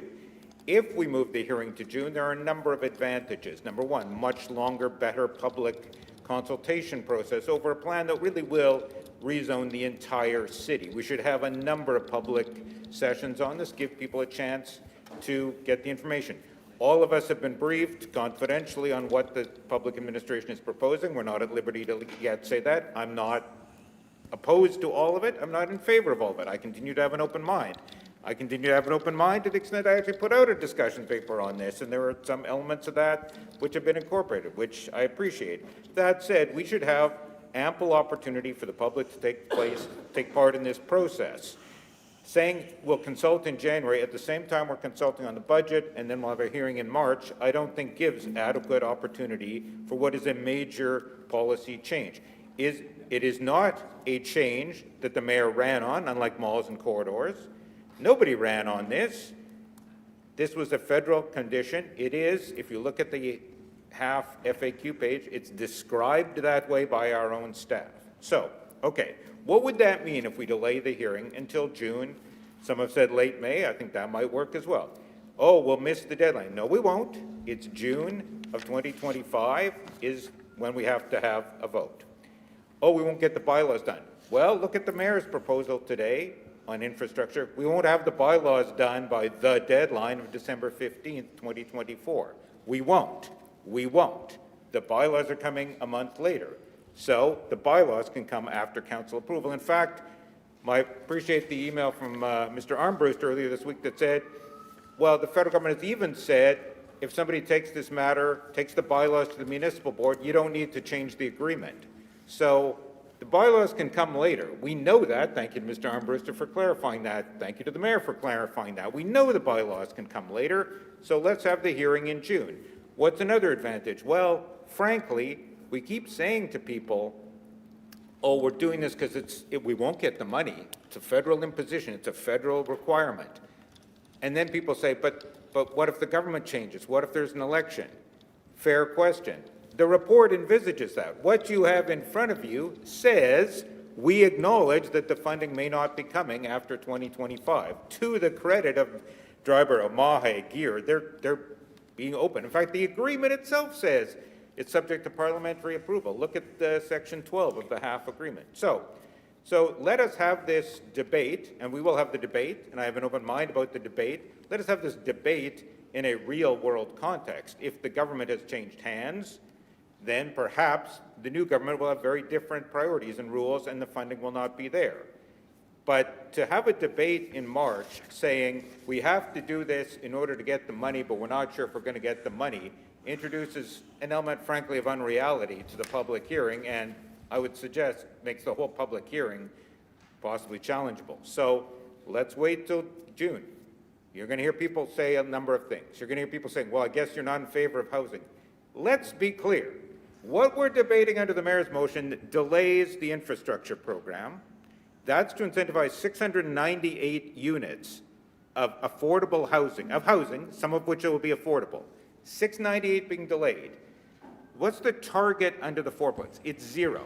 We had said on missing middle, and the staff itself says in the FAQ, missing middle is only 5% of our total target. So this is a very small percent of the target, this missing middle. In fact, single-family homes are much bigger. We're incentivizing single-family homes. Seems odd, doesn't it? So the missing middle part is very small. We had said in our original draft 288 units. We got about 60% of the funding. So times 0.6, we're saying 174 units of missing middle. We can do that in a number of different ways.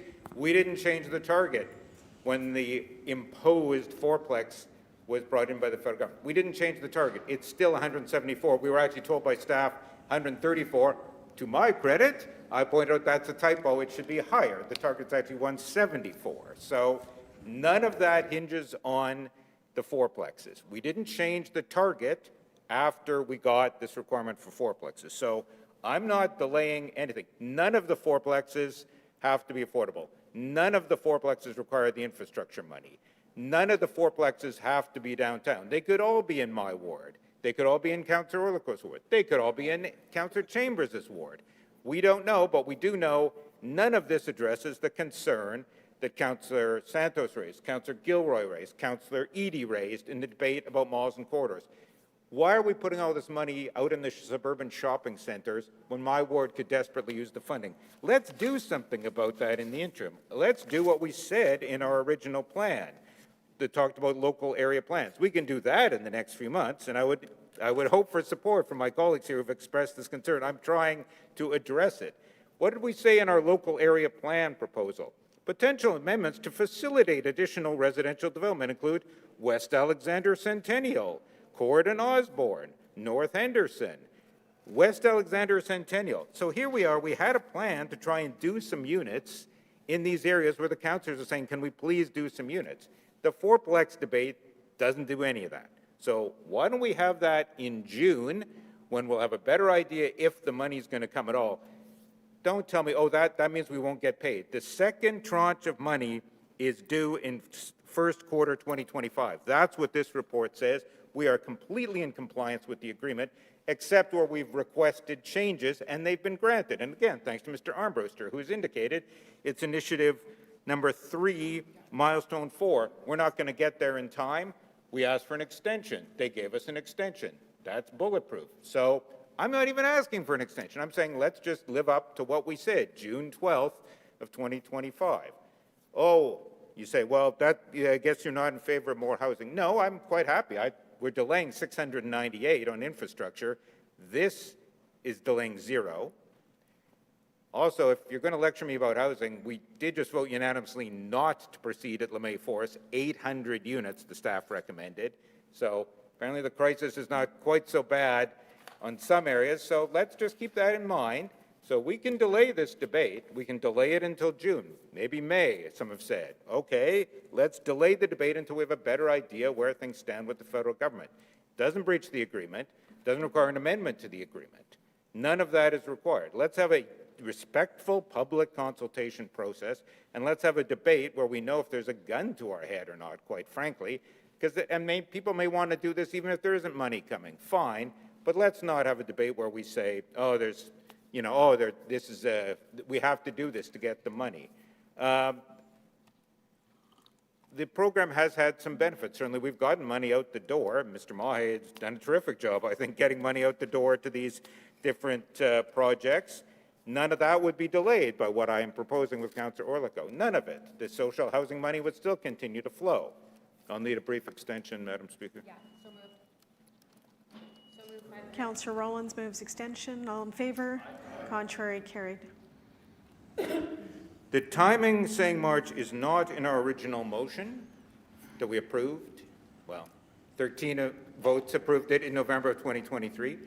The timing saying March is not in the half agreement at any place. The timing saying March is not in the minister's letter.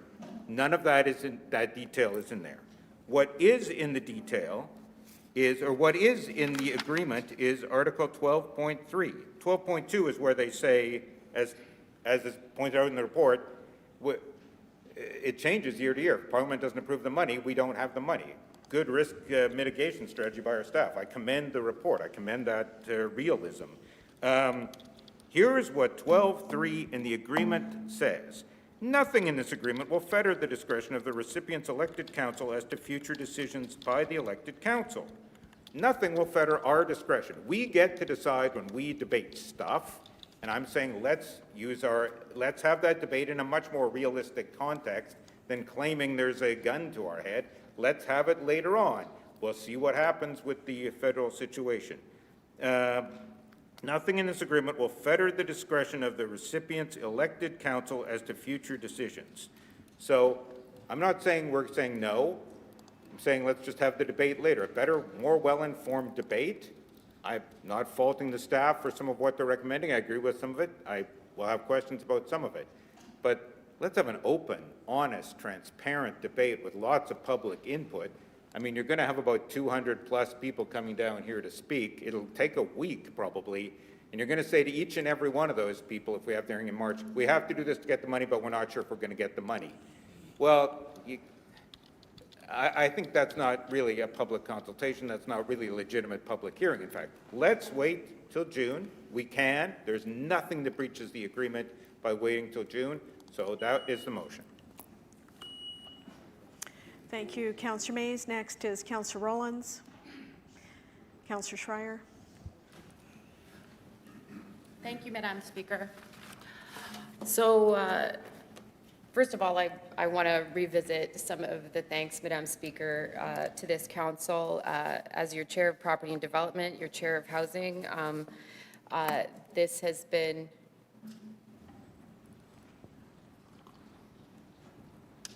just one moment, please. Technical difficulties.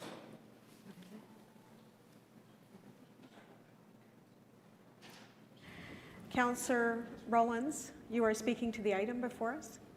Madam Speaker. Could you return to your seat so we can hear you in the microphone, please? Councillor Rollins.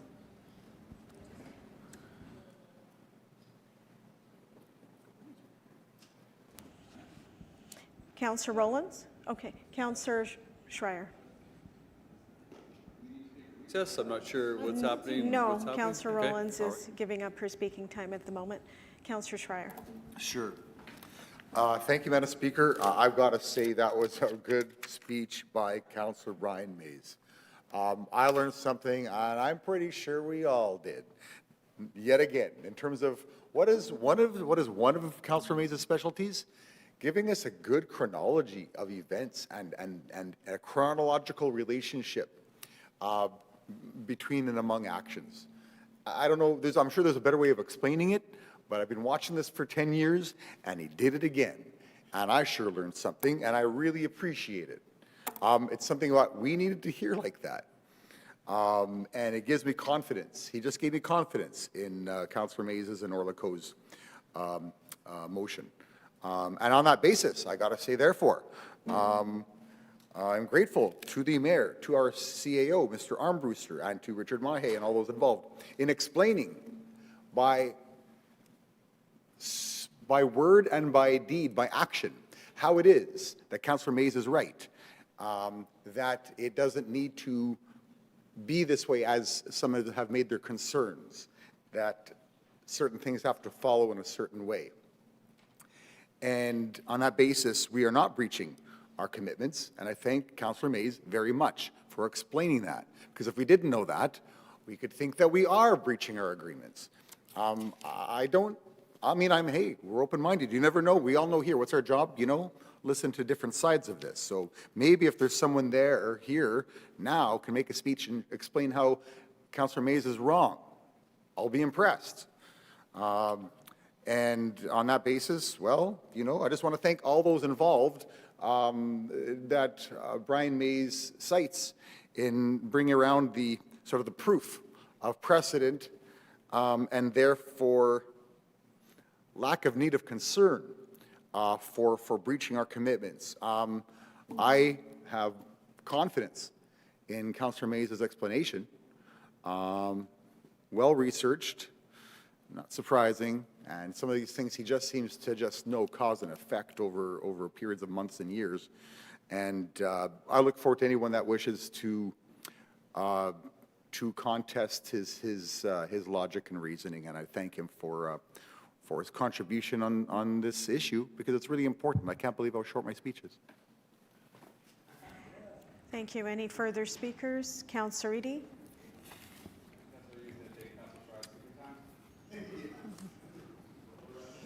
Oh, ouch. Thank you, Madam Speaker. I rise to express my support for the Mays amendment.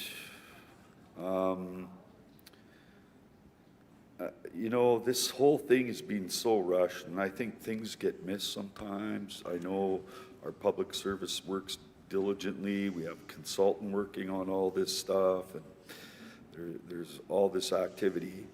But it's pretty complex moving ahead with this in terms of like where and how it's the 4x4 or whatever, how it's all going to work. There's special areas, I think, that need a little more focus and further seeking and development. And I think that,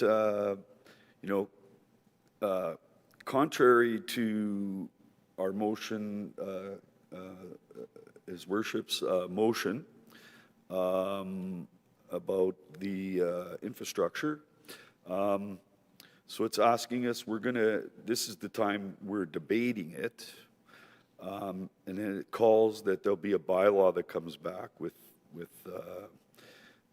the rules of how things will work, Madam Speaker.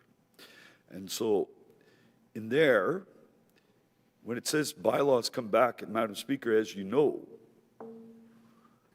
bylaws voted on are not debatable. There was actually some confusion about our malls and corridors. Somebody from ours, Winnipeg, was asking, for us to amend the bylaws, but it's not debatable. It's either you vote for it or against it. So what we're being asked in the mayor's is, and I do trust, Madam Speaker, I do trust the administration. I don't know where the influences are or how these infrastructure dollars will be spent. But Madam Speaker, I just wanted to clarify that. But the more detail and the more the public service consults, the more they'll find concerns in regards to the 4x4 stuff. And I think that extending the time will allow for maybe even a better streamlined debate and discussions as the hearing moves forward. So I see no reason why not to delay it till June of 2025, Madam Speaker. So I'm just going to really quickly conclude that, yes, voting for Councillor May's amendment, and I was just merely pointing out in his worship's motion that, yeah, we'll get to see the details after, but when we vote on it, it will only be in a bylaw. We won't be able to discuss or debate around our chamber here. So thank you, Madam Speaker. Again, I'll be voting for both. Yeah, thanks. Thank you. Next speaker, Councillor Rollins. Thank you, Madam Speaker. Look, really good discussion. Like I apologize for leaving the chamber unexpectedly. This council has worked really hard on zoning bylaws. This council is going to be going into January consulting on budget.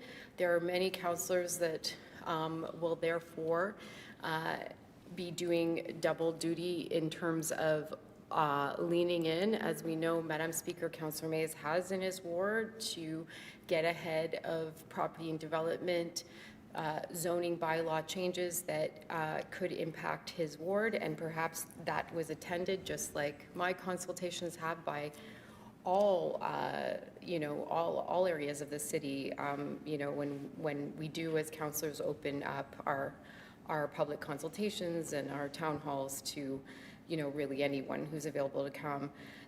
So I do really see merit in considering not moving it to June, Madam Speaker, but, getting it on the other side of budget, right? So I was looking and thinking, March, April, that window, Madam Speaker. But we have infrastructure needs in the city, and we have a federal government who is listening to municipalities and what they need in terms of housing development. And there is no question that we need infrastructure, Madam Speaker. We need pipes. We need a North End treatment plant, Madam Speaker, and we need more to make sure that we have the capacity to continue to build, whether it is our work on combined sewer, whether it is our work on riverbank stabilization, something that I worked on with Budget Working Group not too long ago. There is need to look at infrastructure and be as nimble as possible. So while I appreciate the motion from Councillor Orrico and Councillor Mays, in particular, because I would like an opportunity to get outside of budget timing and move into consultations, because I know that this council and the two committees that have been, the councillors that have been part of property and development have worked really hard to do both, to do all things. So that, for those reasons, I understand the motion. I'd prefer, of course, that it, was earlier. The motion to ensure that we are doing an infrastructure program, there is many voices on this, Madam Speaker, within HAF, and I want to thank the Housing Accelerator Fund team and in particular our Deputy Mayor, Moyer Gear. They've been working full out to position the city for strength and have exceeded our targets that we set out at the beginning of the year. That's really exciting, Madam Speaker, and as we're all needing a break and we're feeling rather tired, I think it's really important to turn to the department and have a really grateful heart, turn to the CAO's office where the Housing Accelerator Fund team Winnipeg is housed, and really thank them for their work on the Canada Housing Infrastructure Fund and their work on the Canada Housing Accelerator Fund and their work here. I would characterize the report that came to EPC as a bit of an inside voice, Madam Speaker. And so I know that there are election cycles, but what I want to focus on is the strength and the power of what we can build together with the federal and the provincial government when it comes to housing. The Rapid Housing Initiative, shoulder to shoulder with Indigenous governments, with the provincial government, we drew down that funding and we produced results that are housing people. And Madam Speaker, we spent a lot of time on rent geared to income, and we spent a lot of time on the affordability question, but I think it's really important to note that many of the units are social housing. They are for folks that are sometimes have a, that they have their rent paid for themselves, they have wraparound supports, and that is really critical to understand. The same thing for the Housing Accelerator Fund. Sometimes we are choosing projects that are supportive housing, Madam Speaker, and that's really important to address when we have a report like we do on chronic housing need. I am very interested in this amendment because as a councillor in the downtown, as a councillor who meets with developers from across the city, they don't have the infrastructure they need to put the buildings, and in particular the multifamily buildings, they need. I am very also interested in the sustainability aspects, Madam Speaker. I think it is really critical, and other cities do too, that our housing stock is not only affordable, but it's also affordable in the long term. And we know renters in particular are more subject to the vulnerabilities of the increased heating costs and more if the buildings aren't near net zero to net zero. And so that makes this motion exciting for me too, Madam Speaker. We're told that we need to do more, that we need to harmonize with the council's environment investment roadmap, and this does, Madam Speaker. So for those reasons, while I'm in supportive of the main motion, I'm supportive of obviously the amending motion co-signed with the mayor. I do think there is some things to merit of getting us outside of budget and on the other side before engaging in consultation. But Madam Speaker, time is of the essence, and the Canada Housing Infrastructure Fund, the Canada Accelerator Fund is about acceleration. It's about doing things rapidly. And for those reasons, I'm not supportive of the motion to delay it further. Thank you. Councillor Lukes? Thank you. I want to rise. I won't be supporting Councillor Mays and Councillor Orliko's motion. I inherited the development of Waverly West, and it's going great guns, right? It's going great guns. We've heard a lot about expanding the city and growing the city.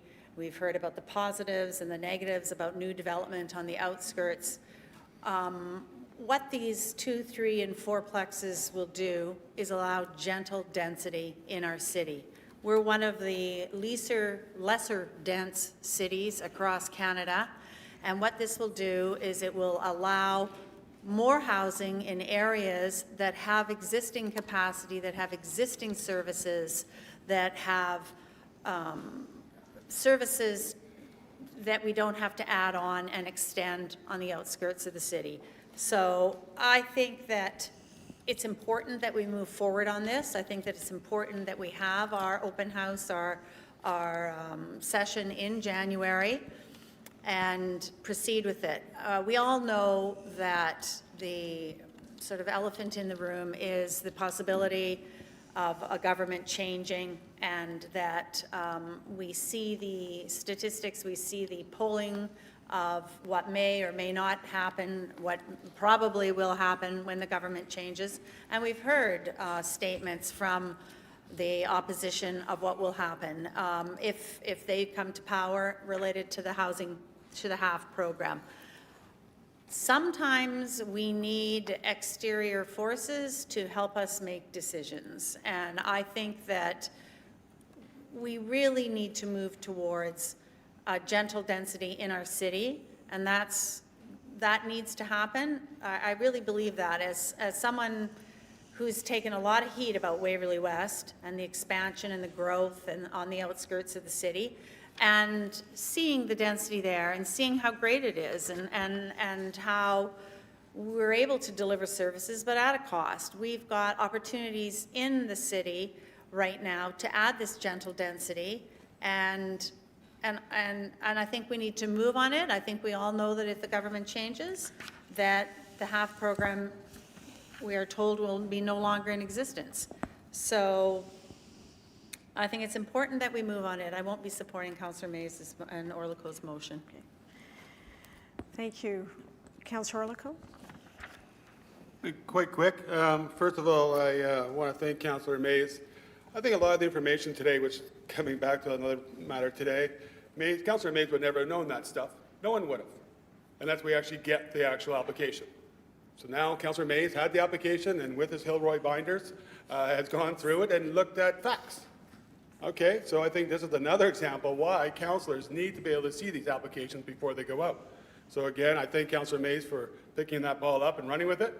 I do support Councillor Mays' motion. Why? Because, as Councillor Luke said, the debate about HAF is confusing things a lot between the debate about having infill, regardless, and including Councillor Luke's ward. It should be in there. There's some very big houses that are sitting there on single lots. There's opportunity there. I see everywhere. I drive through there, try it because I have to, getting up north, south, I mean. So again, that's another great opportunity, I believe. But again, we have to have that debate. Now, it's pretty hard to have that debate, as I've mentioned a number of times, when we have these other motions or other funding buckets, baskets, or with mandates in them as well for housing. We got the Canadian Building Fund, that's going to require us to do fourplexes throughout the city. We have the Transit Fund that says no parking minimums allowed. Well, you know what? Until we actually get if we actually applied and get that, we should be able to provide the people with a full sense of what they're getting into. We know, for example, if we go with the 4s and 4s, I'm not going to mention the other possible units that will be included because we're not allowed to. But again, it's the idea there is there'll be parking. Well, if the Winnipeg Transit Fund goes forward, we're going to what do? And 3 months later say, oh, actually, you know what? We have to now take the parking away. I guarantee you in a public hearing, that'd be a pretty big issue for a lot of people to figure out that they don't have any parking minimums required. I think that'd be, and how the public service works that out, I don't know. But again, I think it has to be all together. That's very important.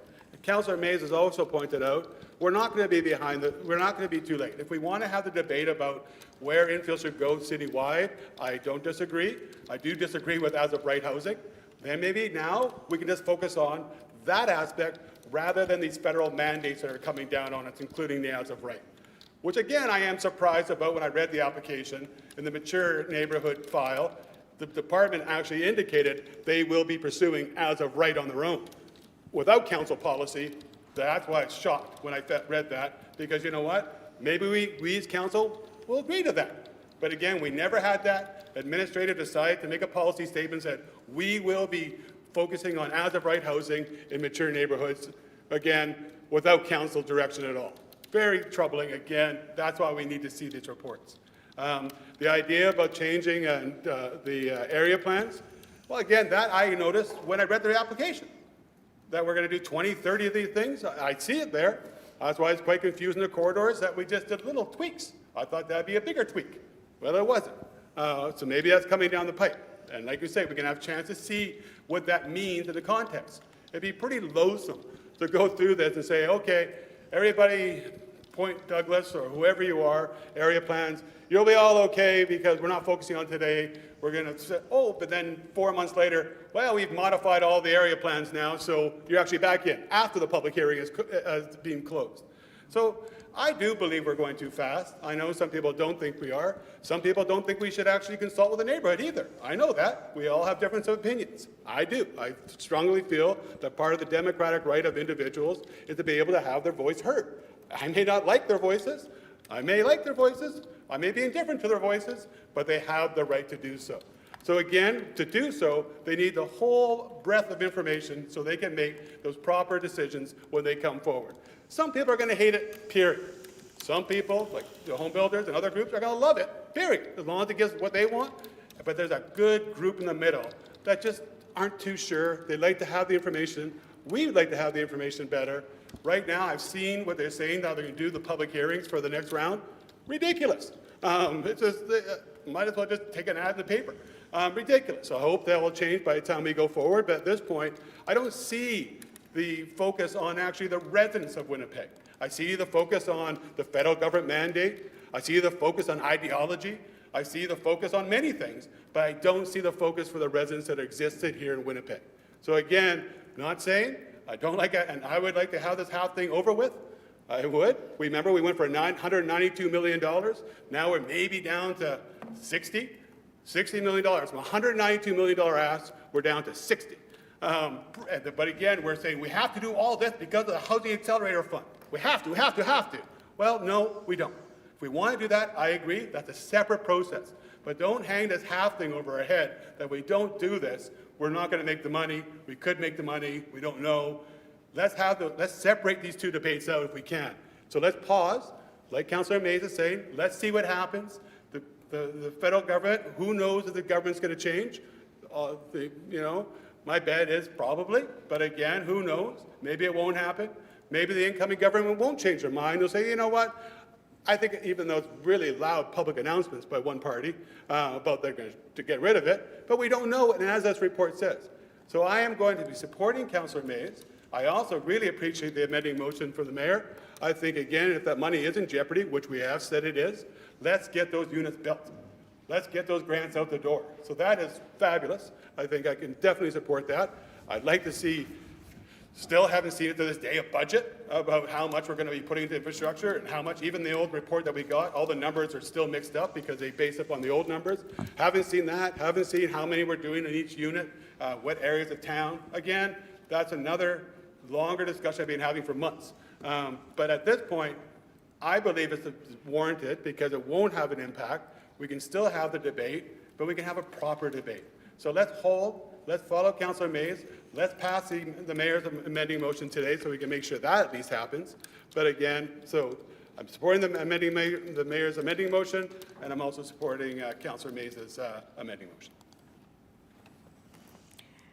Thank you. Any further speakers? Seeing none, Councillor Mays to close, and then the mayor.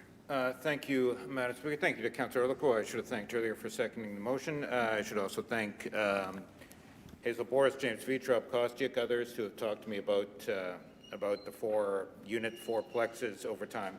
A number of things. The arguments made by Councillor Lukes and Councillor Hollins actually support a delay in this motion I mean, Councillor Owens is saying, look, I wouldn't mind pushing this a bit later past the budget. Well, March is what we were already saying. We were going to do the consultation in January when we're consulting on the budget. So, no, I think it makes sense to wait till June.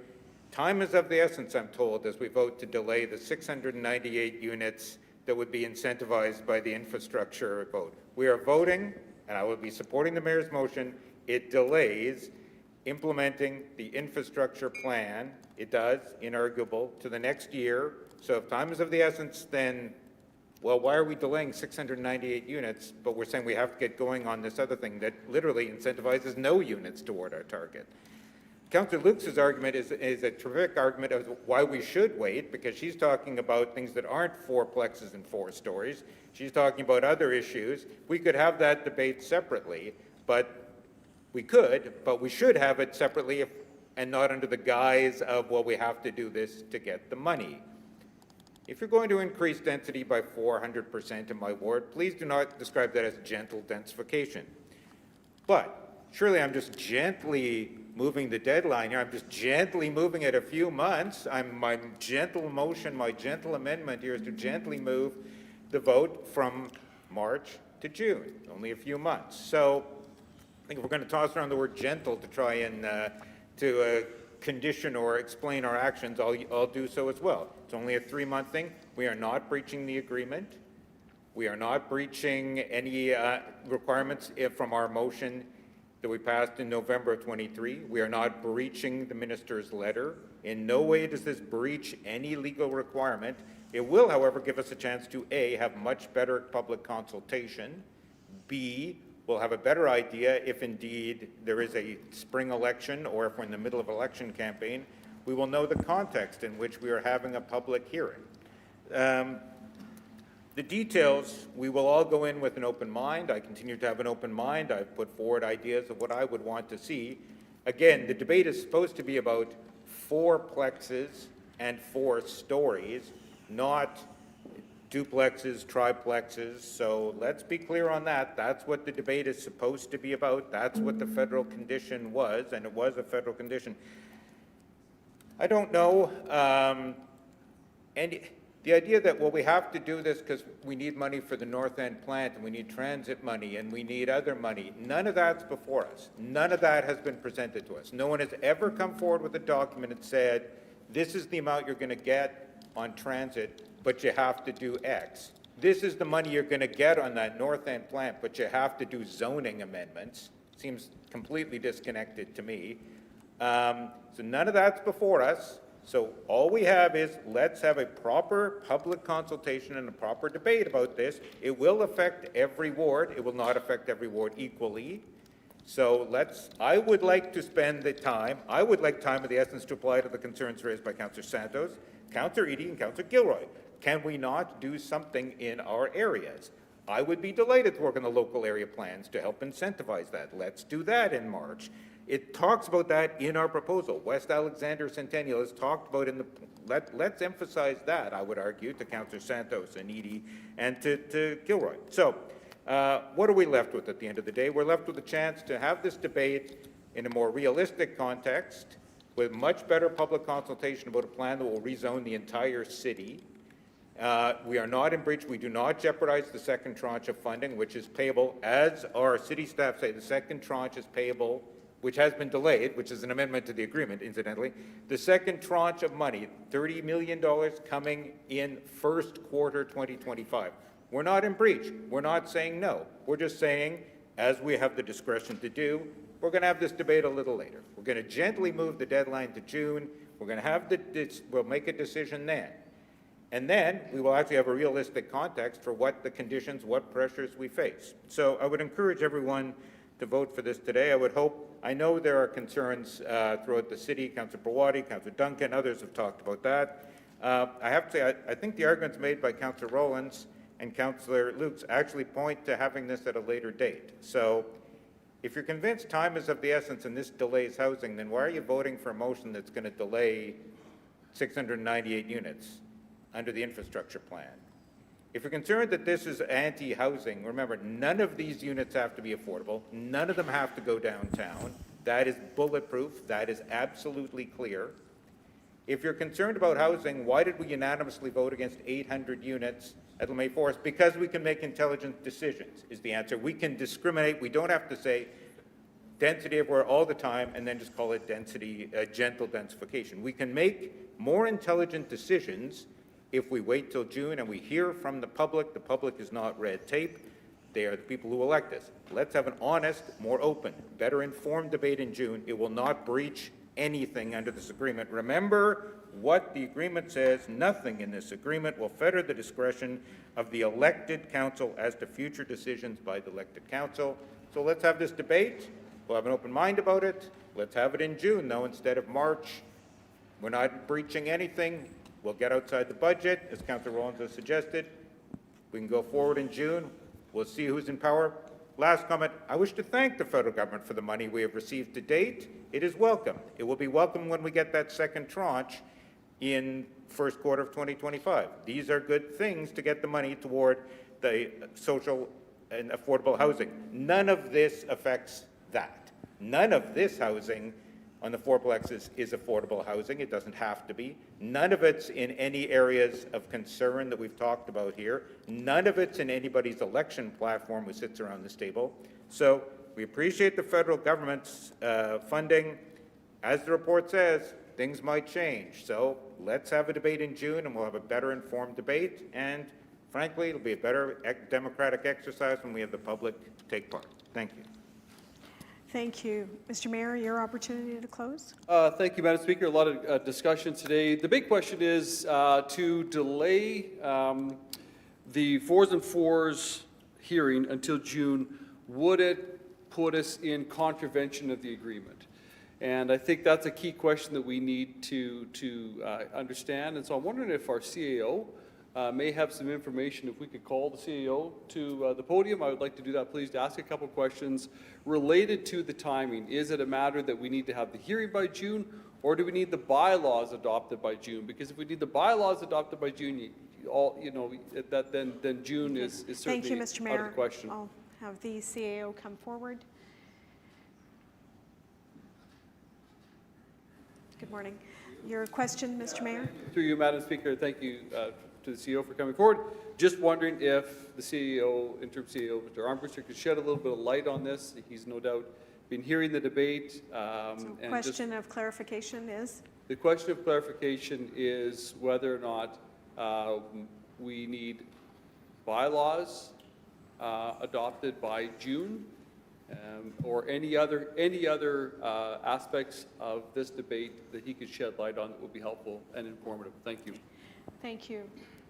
Thank you, Madam Speaker, and through you to the Mayor and members of Council, good morning. And I also would like to echo thanks, appreciation to the HAF team, Deputy CAO Moira Gear, Richard Mahi, and Legal Services for their assistance in providing Council with the information that is before you today. In answer to the question, I did circulate a memo a few moments ago, have been listening to the discussions and in communication with Legal Services and the HAF team. And the reading of the agreement is that the bylaws do need to be passed by June 12th, 2025 of this year, related to those specific sections of the agreement. Okay. Thank you. Any further question, Mr. Mayor? Be in the second round. Councillor Mays? We will see. This is not regular question period. Thank you. Councillor Mays? The bylaws for the infrastructure item under the HAF agreement, where we are clearly changing provisions under the agreement. Your email earlier this week said bylaws could be approved in January. So what you're saying is the bylaws need to be approved in January, though the deadline for council approval of the infrastructure is December, but the bylaws can come in January. Also said if the bylaws are challenged on first reading in front of the municipal board for any of these provisions, that's also okay. That's not a breach of the agreement. So I'm mystified as to how suddenly it's okay for the infrastructure to have the bylaws a month after council approval. But for the thing we're trying to exercise our discretion to move, oh no, we'd be in breach, we have to have the bylaws. Seems an awfully inconsistent interpretation. Thank you. The response? Thank you, Madam Speaker, and through you to Councillor Mays and members of Council. I do want to again thank the Public Service for the extensive consultation, communication that has been ongoing in preparation for today's meeting over the previous weeks with CMHC in order to provide Council with the agenda and the report, including motion 1 that is before you today. I'm advised that the distinction in section 6.3 is explicit in that it requires council approval of the infrastructure program by December 15th, 2025, while sections 1.5 and 1.6 require legalization. The as-of rights proposed in 1.5 and 1.6 won't be legal, and again, the word specifically used is legalization in those two clauses until a bylaw is enacted. So to hit the milestone deadline, council would need to hold public hearings, approve the amendments, and enact bylaws by June 12, 2025. Thank you. Second question, Councillor Mays, anything? No. It would appear we were able to turn around the bylaws. In fact, they're in front of us today, as a matter of fact, based on a hearing of 3 weeks ago, November. Malls and Quarters bylaws are in front of us today, correct? As amended, with several amendments made by council. So there's no need for us to have a hearing in March in order to get bylaws approved by June 12th. Okay. I The mean, response? obviously there isn't. We just had a 24-hour-long, and that'll be dwarfed by the week-long, 2-week-long fortnight on fourplexes Obviously, we don't need to have that in March in order to have bylaws ready by June, in that we just had a hearing on the malls and corridors, and the bylaws are already here in front of us, some 6 months early.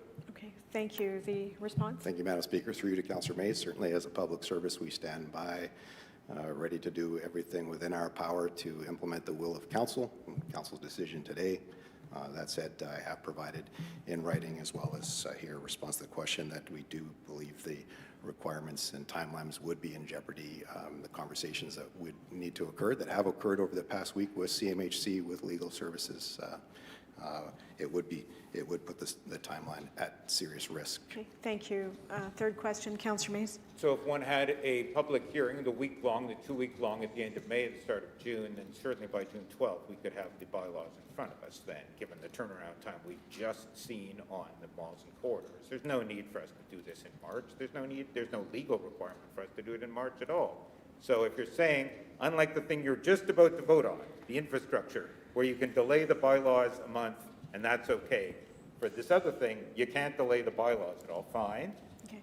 Don't have to Thank you, agree with that, Councillor Mays. but Question. we certainly could have then public hearing in the last week of May and still be in compliance as long as we've got the bylaws done by June 12th.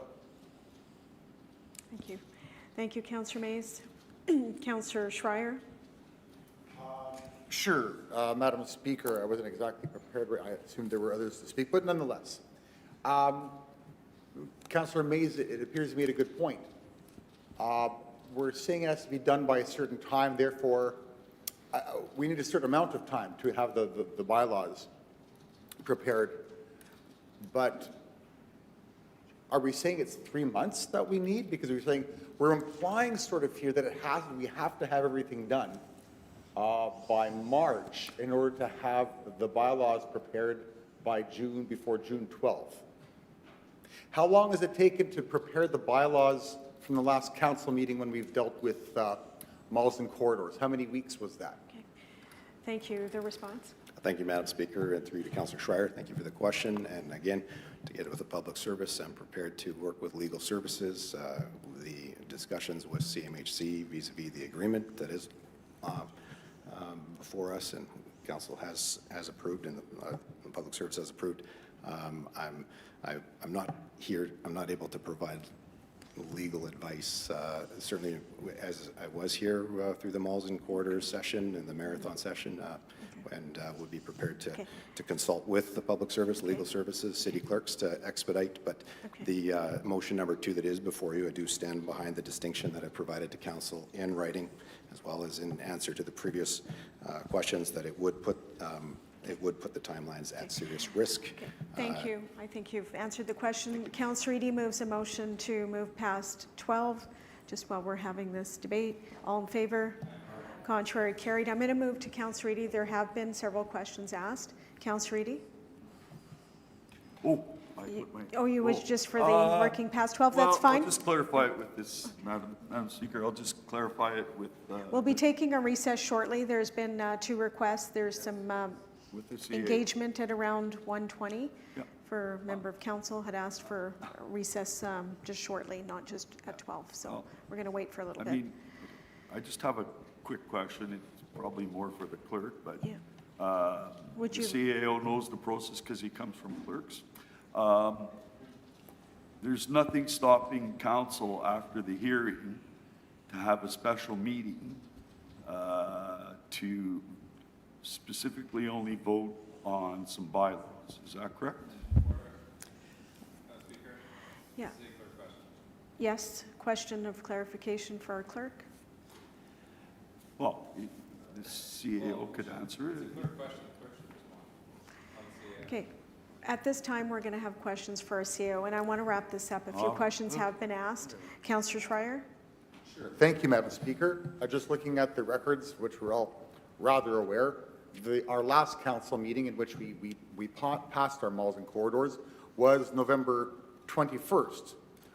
And today is December 12th. It's the 12th of the month, just like we're talking about June 12th being our final day. Therefore, it seems to me that to play it safe, I'm not saying that the bylaws were completed this morning on December 12th. I give the administration much more credit than that. So we got Councillor Schreier, the question, and I think it's Therefore, already Madam been Speaker, asked. would it not be safe to say that to be safe, according to what we've heard today by the administration, that be safe to say, logically, we could have this all done by, therefore, May 21st, in order to have it done by June 12th, because we just went through November 21st to December 12th.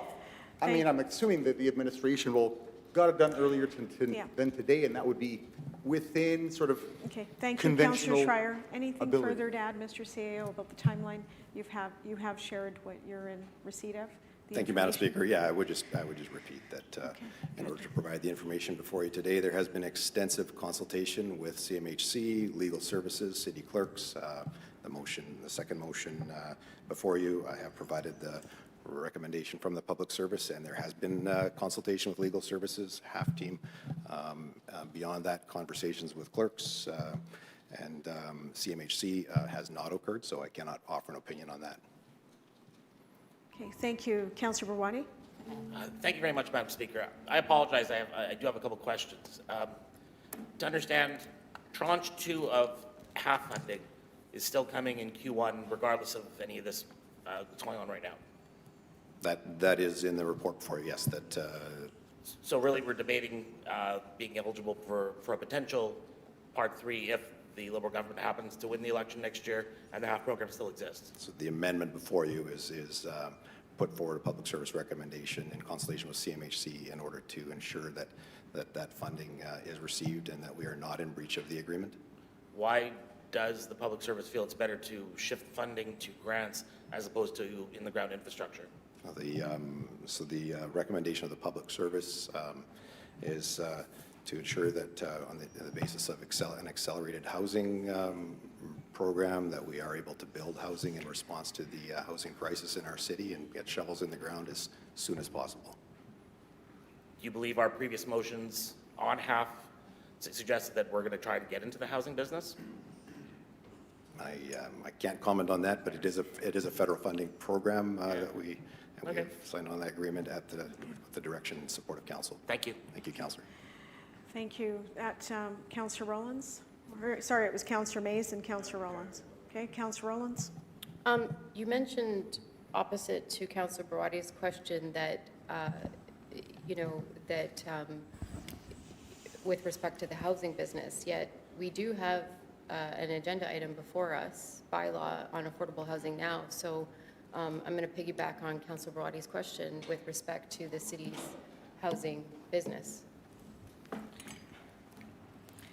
Thank you, Madam Speaker. CAO? Thank you, Madam Speaker, and through you to Councillor Rowlands. Yes, thank you for your support and for your championing this issue of the investments in housing in our city. It is a well-documented need within our city, and all levels of government are working together on this, and so this is an important initiative, and it is in that spirit and context that this motion is before you, and would like to, again, through you, Councillor Sharma, thank Council for your support, and the public recommendation is in support of your leadership in that regard. Okay, thank you. Councillor Mays? No further questions, Councillor Mays? Okay.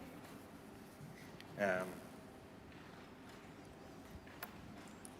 piggyback on Councillor Rollins' question, I think Councillor Barwadi's, there was a report prepared by the Civil Service that was approved by APC that contains the phrasing, Council directed the public service to report back before the end of 2024. However, recent administrative changes from CMHC and potential uncertainty regarding continuation of HAF beyond 2025 have increased the risk, requiring the city to proceed incrementally to match expected revenues.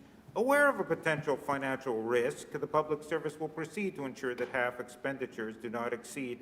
So it would seem to me we're proceeding with the infrastructure, noting this risk, or in fact, we aren't proceeding with the infrastructure, we're delaying it a year, which is a good idea because, as you yourself say, your staff say, there's a risk we might not get the third tranche. But on the other stuff, we have to have a hearing and we have to have it, and we have to act as if the money is going to be there. So Councillor Schreier's question is well put, which is, it's 21 days since we had the special council meeting that approved the malls and corridors. The bylaws were clearly not prepared today. They've been published for some time. So the bylaws can certainly be prepared in under 3 weeks. So a worst case scenario, and I certainly don't conclude that the bylaws on some stuff can come after, but on your thing, they have to come before. Councillor Mays, the question. So certainly if we had a hearing in late May, the staff, based on what we're seeing literally here today in front of us, the staff would have bylaw changes ready for the 12th of June, 2025. Anything more to add, Mr. CAO? Thank you, Madam Speaker. Thank you for your comment, Councillor. Okay. Okay, that concludes question period under this topic for the CAO. No, we've asked enough questions for clarification. Thank you. Mr. Mayor, your opportunity to close. Yes, Madam Speaker.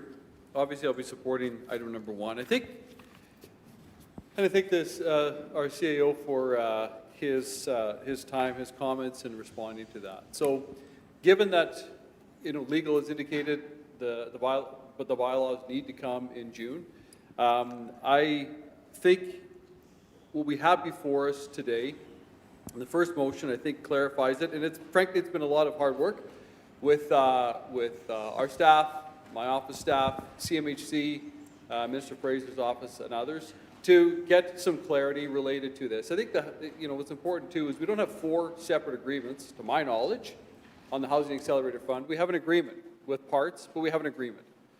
What we have before us here in the last whereas of motion 1 is that CMHC recently advised the public service they're supportive of the city approving the principles of the infrastructure program and on and on. So I thank colleagues for support on this. I appreciate Councillors Mays and Orlikow and their motion. I'm not going to support it, and here is why. We're having a lot of discussion, obviously, about the 4s and 4s that are coming. It certainly needs to hit a hearing. There's going to be much public debate. The public is already kind of getting ready for it. I know colleagues, especially Councillor Mays, to his credit, he even had some kind of open houses in the neighborhood to inform area residents of what may be coming and to provide some information as he had it. And again, more discussion to come on the 4s and 4s.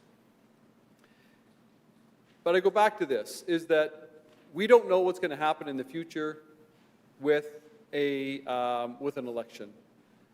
But what we do have before us is an agreement that we entered into for the Housing Accelerator funding. I do not want to make a decision that may risk the second round, or the second half, rounds 3 and 4 of that Housing Accelerator funding, $60 million. Not only that, the federal government has indicated, this current federal government has indicated that to not complete, to not fulfill the Housing Accelerator funding agreement as we have signed on to, could put at risk the opportunity to access funding through the Canada Housing Infrastructure Fund, which is a $6 billion infrastructure fund, $1 billion of which cities have direct access to, $5 billion of which has to go through provincial governments.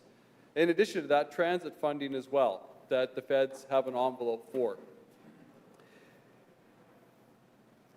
The leader of the opposition in Ottawa, who many think may be successful in the next election, whether he is or whomever is successful, leader of the opposition a year ago indicated very clearly through a private member's bill that didn't pass the House of Commons, that he was giving indication not only would he cancel the Canada Housing Infrastructure Fund and the HAF and the Transit Fund, but would even tie conditions to the gas tax, the Canada Community Building Fund, that we do rely upon as municipalities. So not only would there be no new funding, but the funding we do get will be completely tied up with caveats and conditions all along that funding.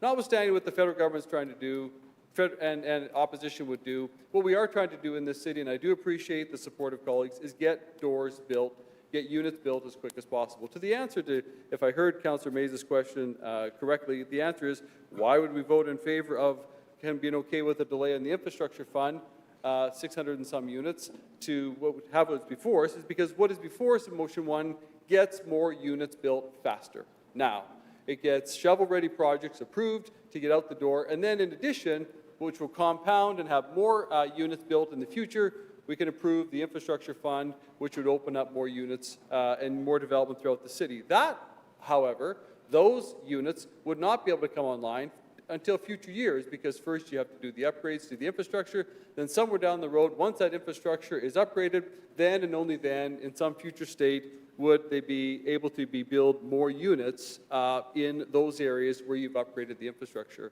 So to get units built now, I appreciate that we all agree, going with the public service recommendation and the amendment to Amendment 1 gets more units built quicker in this time and in this place. So at this point, without clarity, complete clarity, I, for one, do not want to risk access to significant federal funding that may be available to the City of Winnipeg to get needed infrastructure built. And I'm not talking about small pipes to put a unit or two up somewhere, but major infrastructure funding, an envelope of $6 billion that still right now is on the table and available to municipalities. When we've got big projects, like obviously we're trying to still work on the North End plan to get funding for that project from the federal government, when we have Route 90 projects to do, a report on Chief Peguis Trail, the Arlington Bridge, several significant big-ticket infrastructure projects that we know we as a city cannot go alone. We know that they are growth-enabling projects. They enable the City of Winnipeg to continue to grow, to accommodate its growth. And so, to me, 2-month delay to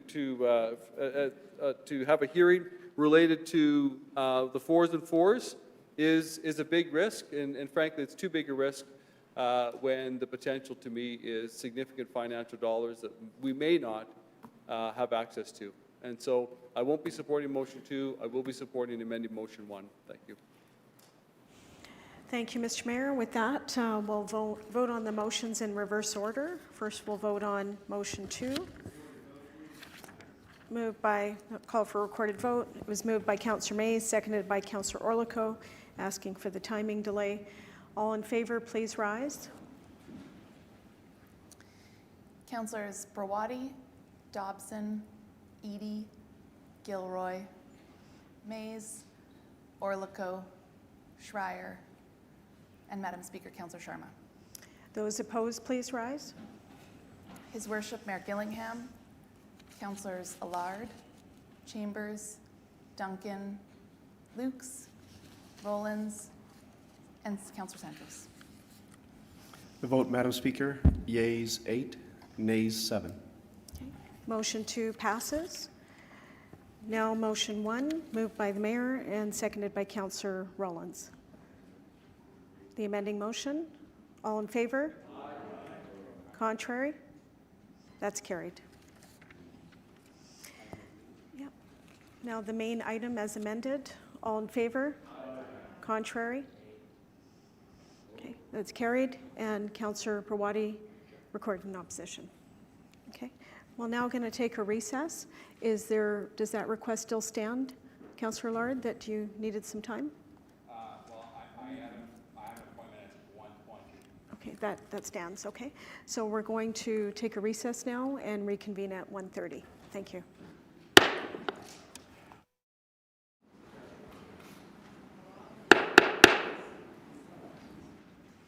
Good afternoon. I'd like to reconvene our council meeting of December 12th, 2024. We're on reports of the Executive Policy Committee from December 4th, 2024. Item 12, Madam Clerk. Proposed opening and rededication of Public Walk Plan 43984 between Strongbird Drive and DeVries Avenue as McIver Avenue, DAO 2 of 2023. Thank you. Mr. Mayor, to introduce the item. Yeah, I'll wait to hear from my colleagues. Thanks.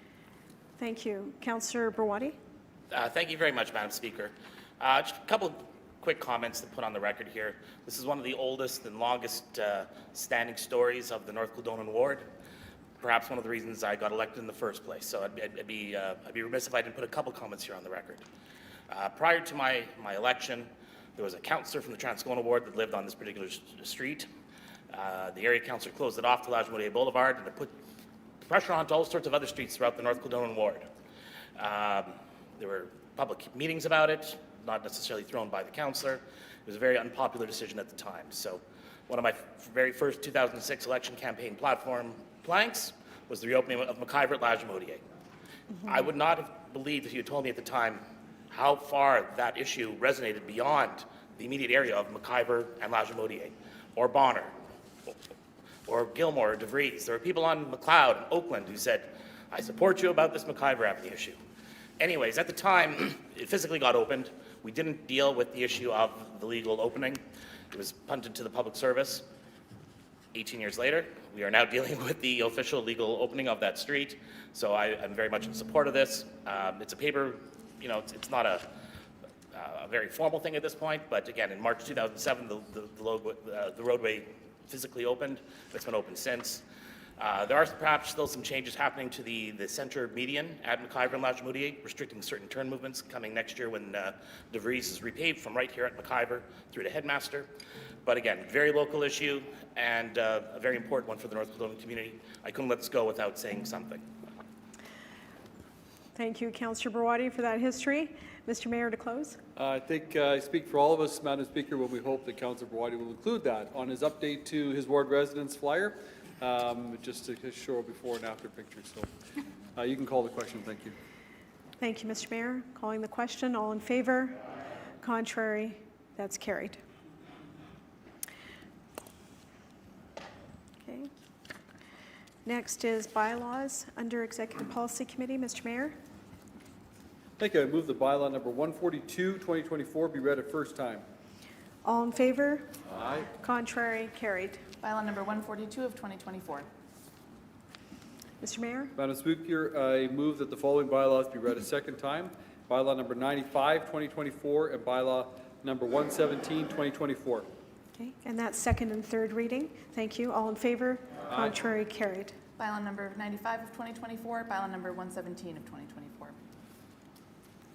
Mr. Mayor. Thank you very much. I move that the bylaws number 95, 2024, and bylaw number 117, 2024 be read a third time, and the same be passed in order to be signed and sealed. All in favor? Aye.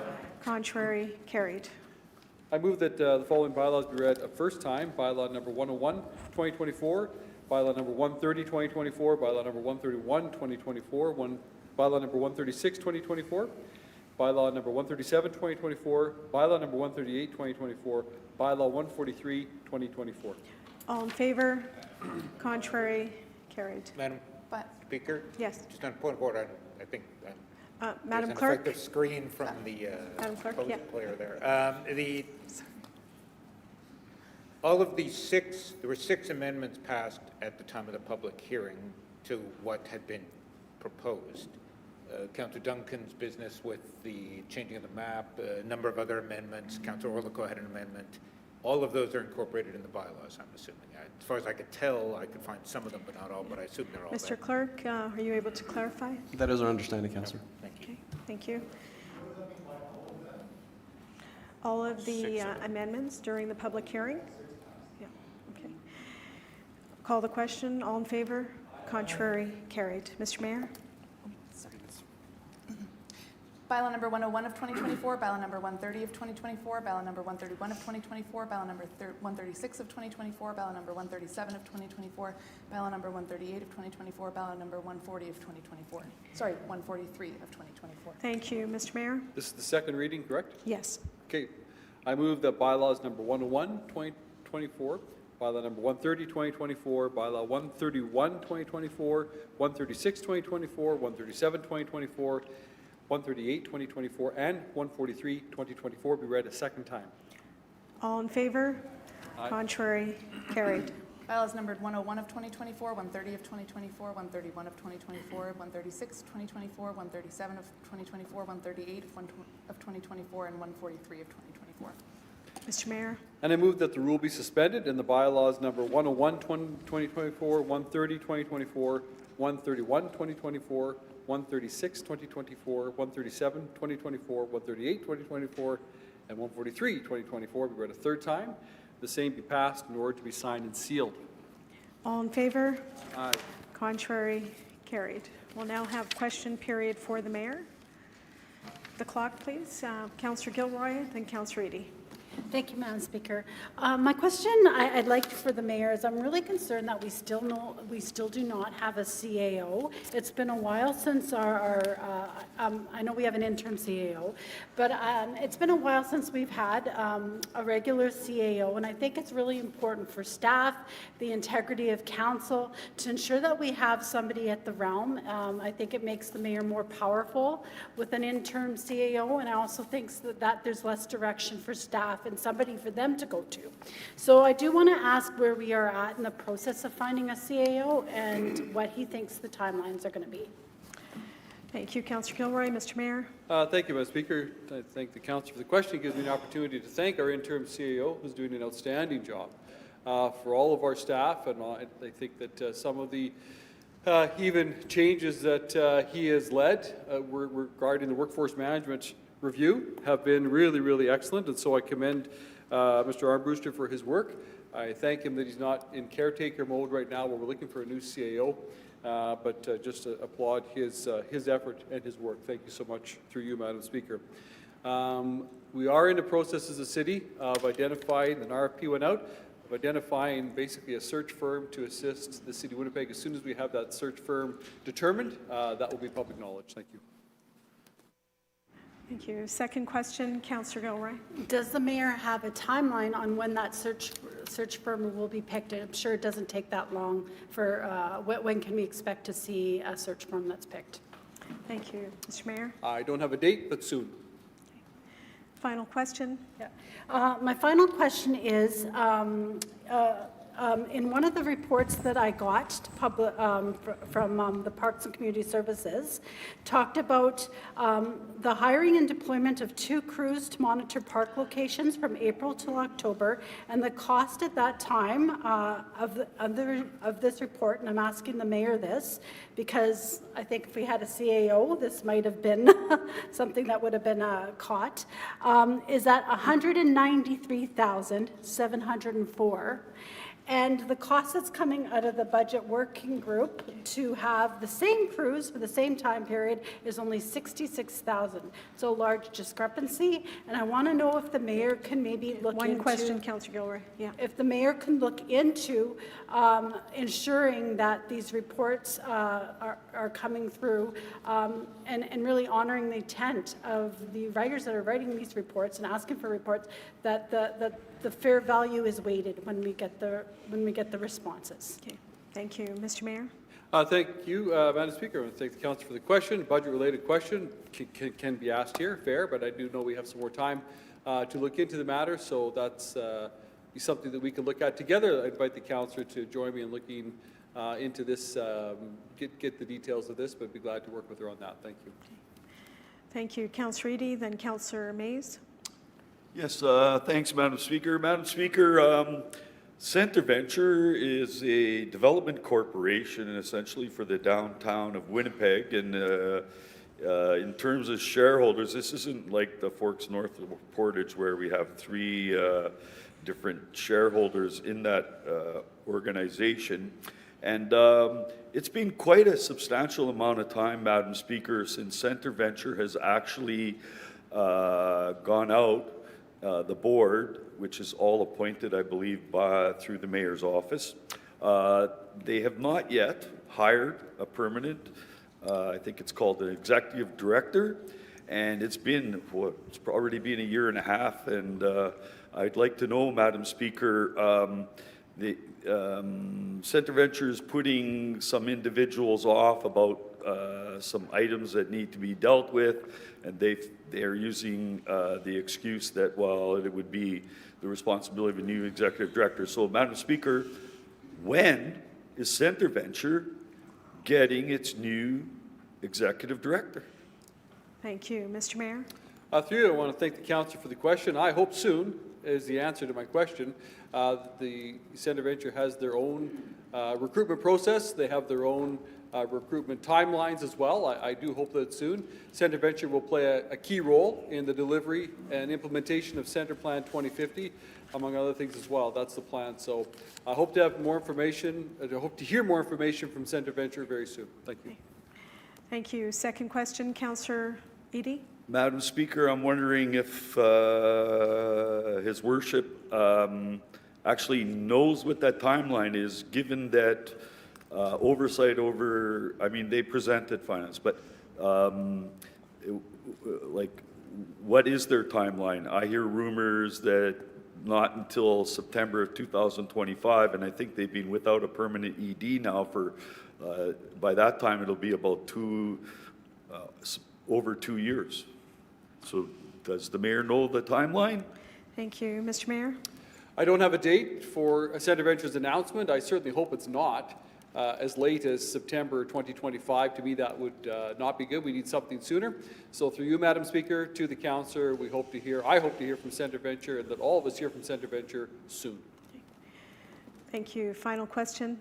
Madam Speaker, as I believe the mayor or interim CAO have the ability to speak to the board, would the mayor or interim CEO venture and push them to start moving faster? Because I'm hearing by letter it says it won't be until September 2025. Thank you. Mr. Mayor? Thank you, Madam Speaker. I do not have, that's the first I've heard of September 2025. I'm not sure where my colleagues are getting the information from. Like I said, we're all hoping that CentreVenture has an announcement sooner rather than later. Thank you. Councillor Mays? Thank you. Earlier today, we passed the infrastructure component of Housing Accelerator Fund. That mentions a number of $12 million in total for that fund. I wonder if the mayor could provide to council, if not today, in the near future, a breakdown of how the $122 million has been allocated. When we got the frequently asked questions document in November of 2023, it had a total of 192 broken down, and 35 million was to go to infrastructure. Now, as indicated earlier, we got about 60% of what we asked for, but clearly things aren't being proportionately reduced. 60% of 35 would be about 21 million, and we're talking 12, which is unfortunate. I'd like to see more go into infrastructure, but perhaps it's going into other more worthwhile initiatives. Certainly, we've been putting a lot into the grants. There was to be 50 million for the Land Enhancement Office. So can we get a breakdown of what, is there a breakdown? Is this all being done year to year?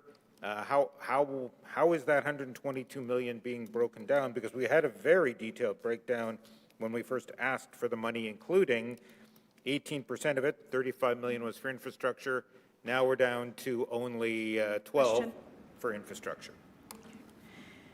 Thank you. Mr. Mayor? Through you, Madam Speaker, I want to thank the councillor for the question. I will reach out through our CAO, interim CAO, to see if Mr. Mahi or someone within the Housing Accelerator Fund program can provide that information and then distribute it to everybody. Thank you. Thank you. Seeing no further questions, next is the Standing Policy Committee on Community Services. Councillor Santos on the report dated November 28th. Yes, Madam Chair, I'd like to introduce the report and move adoption of the consent agenda items 1 and 2. Okay. All in favor? Contrary? That's carried. We'll get right into question period under this committee. Any questions for Councillor Santos? Any questions? Okay. Next is the Standing Policy Committee on Public Works. Councillor Lukes, our chair. Report dated November 29th. Yes, I'd like to move consent agenda of items 1, 2, 3, and 4. Madam Speaker. Okay. Did you stand any down, Madam Chair? No. No. Okay. Okay. I know. Okay, I'll call the question on 3 and 4. All in favor? 1 and 3 were stood, okay, so 1 is stood down, and 2? Councillor Rollins, did you stand down 1? Okay, well, I heard 1, so 4, okay, so 1 is not, and item 2. Arlington Bridge? Yeah, okay, I'll call the question on 1 and 3, all in favor? Contrary, that's carried. Madam Clerk? Item 2, Arlington Street Bridge over the CPR Rail Yards Rehabilitation Feasibility and Preliminary Design Study. Okay. Thank you. Madam Chair, your opportunity to introduce. I'll listen to my colleague first. Councillor Edie, that was you? Yes, Madam Speaker. I just want to start by hoping that the Prime Minister and the Premier's offices are listening to this speech about the Arlington Bridge that brought great growth to Winnipeg and Manitoba. How they benefited for over 100 years from the growth that CP Rail at the time, now CPKC, brought to this city and province, Madam Speaker. So they have a big stake in this. I heard the mayor speak about not able to deal with growth. Well, there's some things that I'll be talking about in the budget, Madam Speaker, because when we get new properties on, there's some things we need to adjust when we calculate the mill rate. And then we would have some money for the things that are needed in Waverly West that are still... Arlington Bridge has been how long of a problem? And every time it's near its end, we keep getting this trotted out dream of removing the rails from the city. And I listened to the delegation present some ironies. Yeah, there's poverty around there, Madam Speaker. So why not help the people who need an opportunity to get the education or learn the skills, Madam Speaker, that they can get a good paying job at CPKC? Because that's what's happened for the North End, Central, West End, Brooklands up there, Weston. I know so many people who got a chance to work for CPKC, and they made good money, and they still do. And so I hear about the risk of having rail and bitumen running through our city. Yeah, that's a risk. Also, I will let you know, you've all seen the semi-trucks hauling gasoline, dangerous, explosive gasoline on the roads in this city. What are you going to do about that? What are you going to do about the harm to the ecology and the environment? Why don't we move? You know, why aren't we asking to have moved the asphalt plant just outside in Springfield? That's right by a bunch of homes, residential properties. It's causing problems. Why don't we move that out into the middle of nowhere so it won't, when it explodes or has an emergency, it's not throwing toxic stuff into the air? And other businesses around there. What about the industries right there in St. Boniface?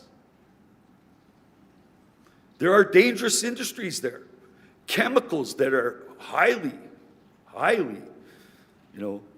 toxic. They're not good. So why aren't we talking about that? We hear these ironies. CPKC and the rail did not create poverty. Poverty, well, I don't want to get into that detail. I don't have time in my speech. But, the irony is that the people who live in poverty in the North End, in Central there, even in the West End, we move back and forth, even up into your ward, into West Kildonan. People move around. They can only afford to ride bikes. They're walking or taking the bus. The Arlington bus service sucks. It has a chance for great improvement. So when I see that this report got delayed till just before, the budget's tabled for 2025 and the capital program from 2025 through to 2030, I think it is. Now, an approach should have been looked at this. It should have been put forth, I think it should have came in September. It would have been ready, I believe. And a plan that said, okay, we'll start the beginning of this in 25 because their plan says 6 years having to start in 2025, Madam Speaker. Numbers are going to be askew afterwards. So here we're sending it to this process. And also, what is the process? The 2025 capital budget process could be the capital budgets from 2026 to 2031, Madam Speaker. I don't know. It should be started in 2025 in order to have it for 2030.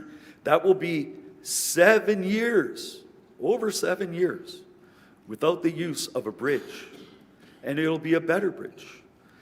Where was the plan? We do have room in our debt ceiling to at least take on a third of it. I know that we're going to have dialogue with the other two levels, which I hope are listening, Madam Speaker. I will be sending a letter. If nobody's going to do it, I'm going to do it because you know what? I'm not sure the best interests of the North End and the West End and Central and West Kildonan and even as far down into River Heights, Madam Speaker. Because that is a route that people use. So, anyway, so we need to deal with this quickly. And just think of those poverty, the Social Planning Council there, their dreams, poverty, you need opportunities for employment to be able to have the dollars to be able to buy a home. And actually, the odd thing, Madam Speaker, is the people who used to live in those areas of poverty, Weston neighborhood, the Railway and Shaughnessy Park and William White and Centennial, West Alexander, even North Point Douglas, South Point Douglas, Madam Speaker,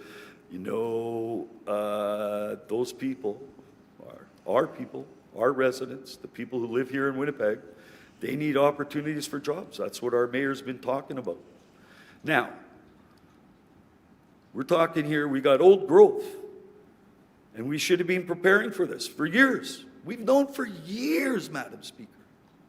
This is the #1 project. It should be moving because the bridge doesn't exist anymore. And even if it does get built or get rid of the railway or whatever, are we going to spend the money to get rid of the Main Street underpass? Are we going to spend the money to get rid of the Slaw-Repchuk Bridge? Are we going to get rid of the underpass? No, because there's traffic that moves all around the city. And if you're going to have a neighborhood and you don't want all those nasty motor vehicles, you don't need that many things to pass. You could have a walkable community where a bridge goes over it, or you got an LRT that goes through, connecting you to a whole bunch of things. And so, someone going to give me a 2? Councillor Schreier moves extension 2 minutes. All in favor? Aye. Contrary? Carried. Yeah. So the recommendation here is that they're sending the design process, says to the 2025 capital budget process. So maybe when the mayor closes, he can explain which process that one is, because really we need about a third of that money to demolish the bridge. Like, we spent $1 million to fix it, but this winter is going to be crazy. Really warm, really cold. Really warm, really cold. Are those things we did to protect the railway from the bridge falling on the railway? You think it's going to last? No, it's not. The rest of it's going to go nuts. Because that steel, so we needed to get moving on that now. And maybe we can amend the capital budget, Madam Speaker, through the process, if that's the process we're talking about, with ideas. And I'll remind Council, there is room. Moody's, I think it was, the bond rating agency said we could have a debt ceiling of 110% of our revenue. You can put a little holder in there. I don't know how the province is going to look at it, but that, we put money there and there's a possibility we could borrow money, which is, but they need to take on some of this. How much money did it bring into the provincial coffers? That rail yard. Yeah, and how much to the feds? Mosialar. Okay. Thank you. Okay. So I'm just going to close. There is a way to fit this in. We're going to take a leap of faith, Mr. Mayor, Okay, thank you. and let's get it done. Thank you. Thank you, Councillor Eady. Back to you, Madam Chair, to close. Okay, I'll call the question. All in favor? Contrary? That's carried. Madam Clerk, item 4. Item 4, speed limit reduction on Wellington Crescent. Councillor Lukes to introduce the item. I'll hear from my colleague. Thank you. Councillor Rollins? I just wanted to stand and thank Councillor Lukes, Madam Speaker. Wellington Crescent is a gap on priority network that needs to be prioritized. It needs to be planned, and it needs to be fixed by, I believe, constructing a separated bike lane, and I believe until it's completed, reduce speed to 30 kilometers. Now, Madam Speaker, I know that didn't pass through EPC, and I know that it did, though, change at Public Works, and so for that reason, I wanted to stand and talk a bit about its trajectory through council.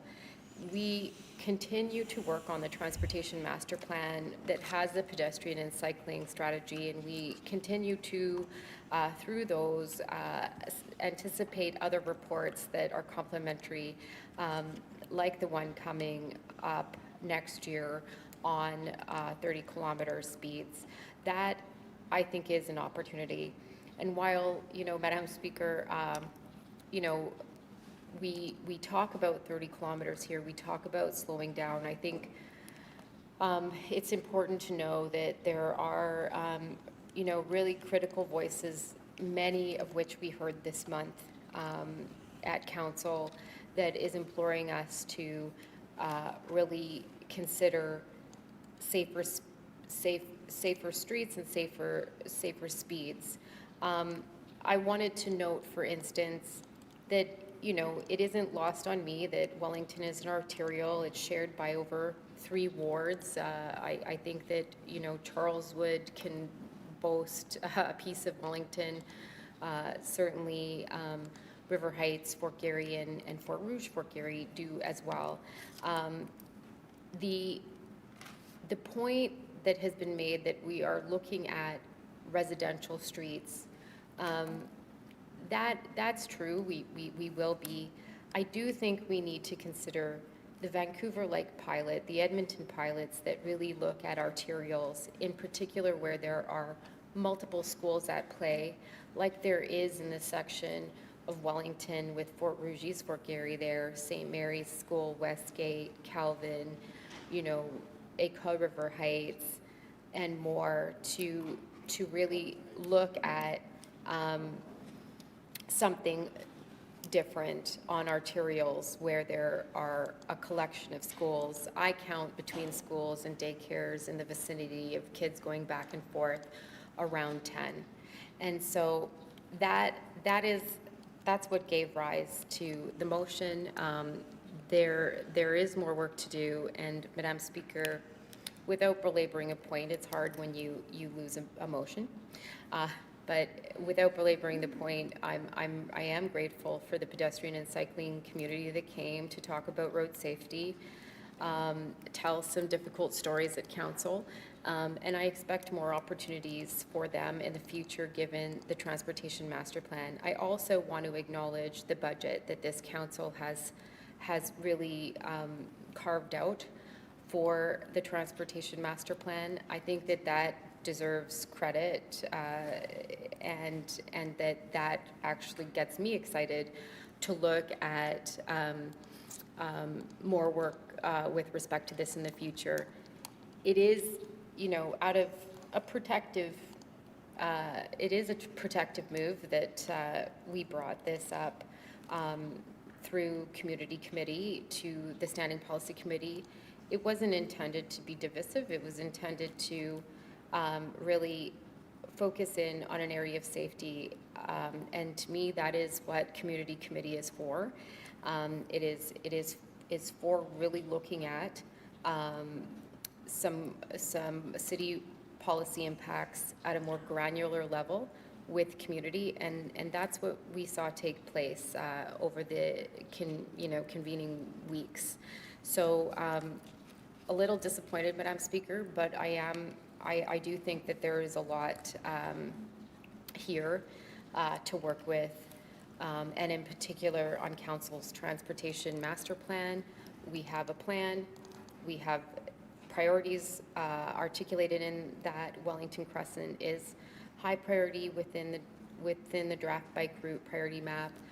It's climbing higher, we know this, but not only do we have a plan, we've budgeted for that plan, Madam Speaker, and for that I am grateful to Council. Thank you. Next speaker, Councillor Orlikow. Yeah, thank you very much, Madam Speaker. Well, I appreciate the words from Councillor Rollins. This was not the motion at Community Committee that we tried to pass before. Working together, even though that motion at Community Committee was walked on. I put some water in my wine, or my wine in my water, whichever way you look at it. I said, okay, but I have a lot going on right now from the Grosvenor portion right now, other way. We've done some pilot projects, we've tried 30K, we've done a whole bunch of things, and every time we do it, I always tell the residents, you may not like it, but you had your chance to have your voice heard. You may love it, and you had your voice heard. You have questions, yes, and here's the evidence, and here's the data that we say, okay, so for you people who are on Elm or Ash, where you have no sidewalks at all, you're worried about what? You're worried about cars whipping down your street now and crushing people. Absolutely fair enough. That's a worry. People from the other people talk about the intermingling between cars and cyclists on Wellington Crescent. That is why, even though I get many people tell me not to do it because it's going to piss off a whole bunch of people, we actively really have been working on this issue for quite a while now. And we've done things like we did the one blockage. That was terrible. We tried it for 1 year, and it really didn't work at all. So then we tried a new model. And then we started doing 30Ks on the bridge months on the other side. Well, that has actually had some impacts. Again, let's be honest, the reason why we're here today, and the reason why it got walked on, in my opinion, it should have had a report. But I now have had a chance after to talk to the public service. They don't support it. They don't, for many different reasons, but we never asked them for a report. So councillors, I'm going to tell you myself, and you heard it today, I had a gentleman today who was quite angry. He would like us just to drop it to 30 on his street. They may actually petition Public Works a while back to do that. They just said, no, we have to wait for a report. We're going to have some consultation with the neighborhood. So that's why I came to a little bit surprised that that wasn't the same accord offered to the people on Wellington Crescent. So be it. That's the way this council works sometimes. But at the end of the day, I'm quite happy with the motion today. I think the motion today is very good. It's going to really, people, we have to make sure Wellington Crescent can be very fast. My problem, though, is, and I haven't had the research, and I'm still trying to find it, arbitraring it, lowering it, like they talk about arbitrarily doing things, and council, well, arbitrarily just lowering it. I want to know the impacts. I know I've got a lot of phone calls of people who almost get smushed because a car is going to 30K on a double street, and the other car whips around them on the inside lane because they're frustrated. I can't control all drivers, and that's actually where all the cyclists are. So I'm not sure if I agree to that until we actually get the infrastructure to separate these two. I may be, but I need to have some data. I need to actually have the opportunity to talk to people so they trust the process going forward. I met with Bike Winnipeg previously, and we talked about educating residents.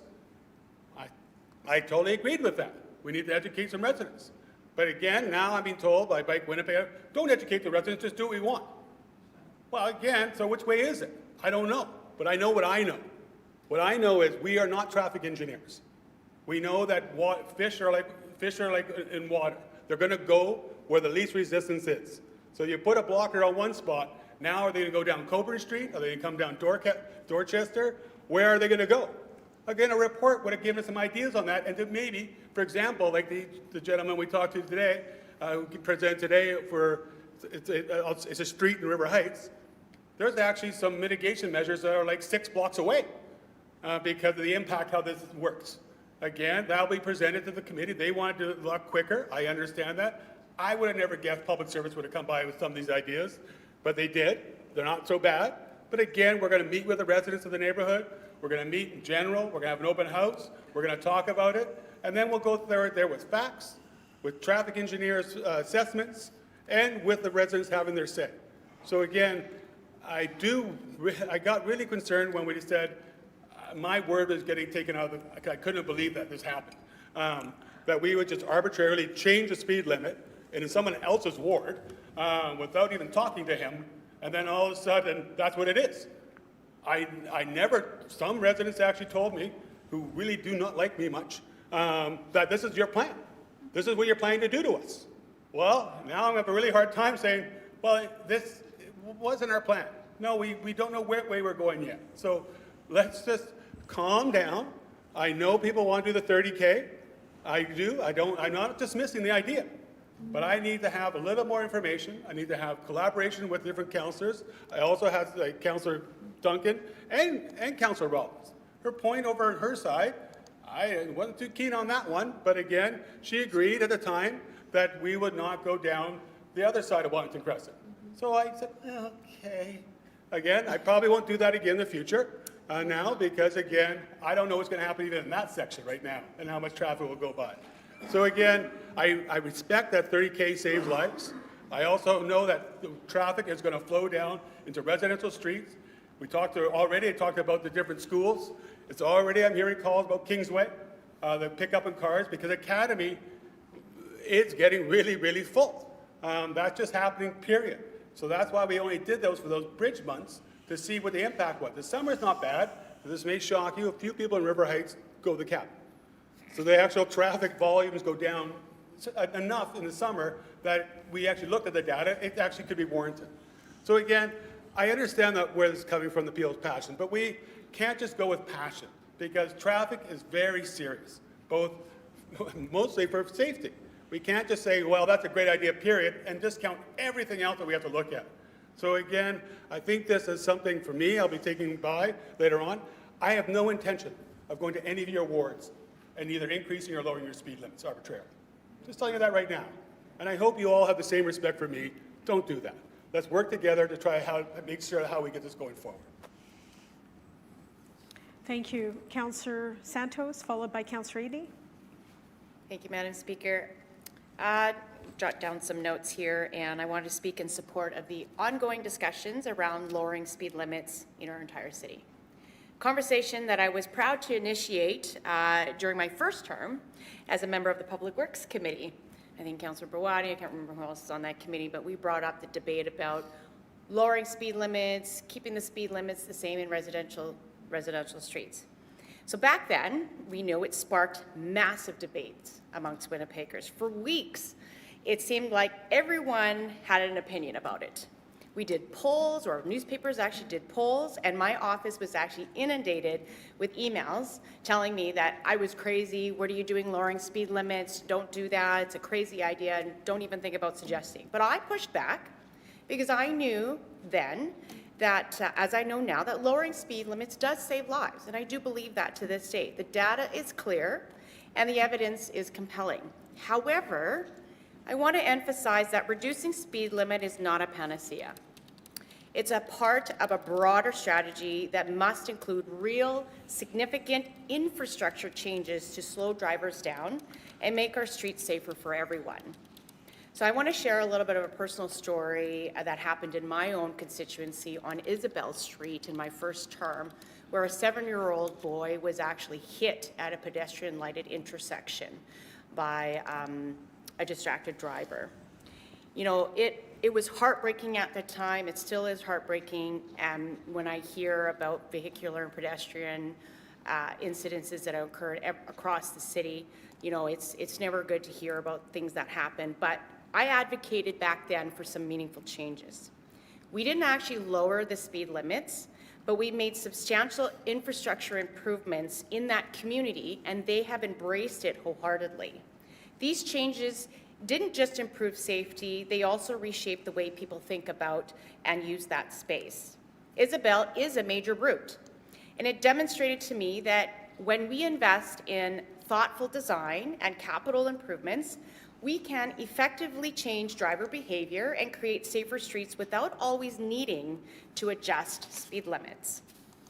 That said, I also believe we must listen to our residents. In the last term, we did exactly that. Through stakeholder engagement, public consultation, we heard from Winnipeggers who had serious concerns about lowering speed limits. We listened to them, and as a result, we conducted pilot projects in several areas across the city. And this pilot project and the report will give us valuable insight. So we fast forward today, and we're hoping that in the first quarter of next year, we'll have a report before us that offers a path forward, one that I hope will lay the groundwork for thoughtful recommendations about speed limits in residential areas. This isn't just about responding to the data or listening to the loudest voices. It's about creating a safer, more livable Winnipeg for everyone. So the motion before us represents the perspective that I brought from my own experiences within my own constituency. It's a request for an interim solution to improve safety for cyclists. With a temporary approach, hopefully we can use the poly posts or paintings and signage until a permanent infrastructure can be installed. This is a balanced approach that I think can be successful if we come together and support it. But I want to emphasize something, that this street is not among the most dangerous intersections in Winnipeg for pedestrians. According to a report that was prepared by a very thoughtful Yarrow Vieira, I don't know if I'm saying that name right, but a transportation equity analysis, 85% of the highest fatal major and minor pedestrian injuries occurred in city centre and in the North End. So while I can appreciate that this neighborhood will benefit from temporary fixes, I must ask, what about the neighborhoods that truly need these improvements the most? Thank you. Thank you. Councillor Eady. Thank you, Madam Speaker. I rise to speak in favor of the Executive Policy Committee recommendation. But I just wanted to speak to it because I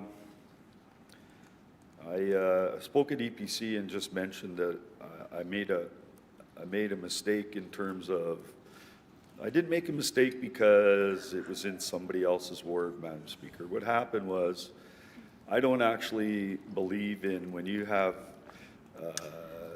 P1s like Isabel, or I understand a section of Wellington Crescent is like a P1. The other part is like a major P2. You know, oddly, Scotia is a P2. There's a bus route down it. But the amount of traffic, Madam Speaker, is like, I don't know, not even a tenth probably of what happens on Wellington Crescent going through west of Academy Road and the Maryland Bridge. Madam Speaker, you know, I've been an avid cyclist back when I could see to work everywhere. I rode everywhere, Madam Speaker, except in the winter I took the bus. And I've been a blind pedestrian on the streets of Winnipeg now for going on 41 years, Madam Speaker. And the younger you are, the easier it is to deal with. The streets are also getting much noisier too. But, Madam Speaker, accidents happen because people make a mistake or they're not following the rules. And pedestrians do it, cyclists do it, and drivers do it. These are the people. But you're driving a motor vehicle, that can be a weapon, which it was utilized in spurring on the idea of 30 kph along Wellington Crescent. Now, I'm all for, and it could be a city councilor's decision or not. We have a pilot that's coming back. We might be voting to make all P3 residential streets 30 or 40 kph. I'm okay with that, Madam Speaker. Honestly, I am. But when we have major P2s like Wellington Crescent, or I would say Jefferson, although Jefferson does have a 30 kph through a school zone, because a P2 is still considered to be a residential street. Again, Jefferson, even at peak hours, doesn't come anywhere near to what Wellington Crescent is on either side of Academy Road. So I don't know whatever plan comes forward, because I don't believe in making it 30 kph when you have so many motor vehicles that use it. And it's kind of how the areas are made up of. Like, the thing is, if you don't, you got lots of options through my ward. You got Main Street, you got McGregor, you got Salter. You don't have Arlington right now. And then you got McPhillips, which nobody wants to take the parking lot. But, so I am supportive of 30 kph. So I made a mistake in that I forgot to put into consideration what kind of streets these are that we're talking about. Now, what has come out of, and what we did move out of Public Works, we're still talking about putting in the temporary protectionary baller, whatever they are, those kind of things to separate it so that there is a safe place for cyclists to ride. Wellington Crescent sidewalks are pretty good, as I last recall. As a matter of fact, I think there's a walkway right down the boulevard on Wellington Crescent when you're west of Academy, all the way up to, I can't remember the street again, but, and then you can walk across over into Oman Creek Park. You know, Wellington Crescent's great connections too for cyclists, right? But what we need are protected bike lanes. That's what we need on P1 streets, protected bike lanes. And we need to continue to, I don't know, maybe I'll probably spend money out of councillor budget, ward allowance next year. We got to educate people. Like, when I heard some of these cyclists talking about undertaking activities that antagonize somebody who's driving a 5,000-pound vehicle, we were taught to respect and ride single file. I heard this guy talking about using a strategy to prevent vehicles from going in and out, and you know, going into a space where there might be a cyclist who's not near the curb. Well, they were talking about blocking off 3 or 4 bikes across, traveling at what, 25 kilometers an hour, maybe?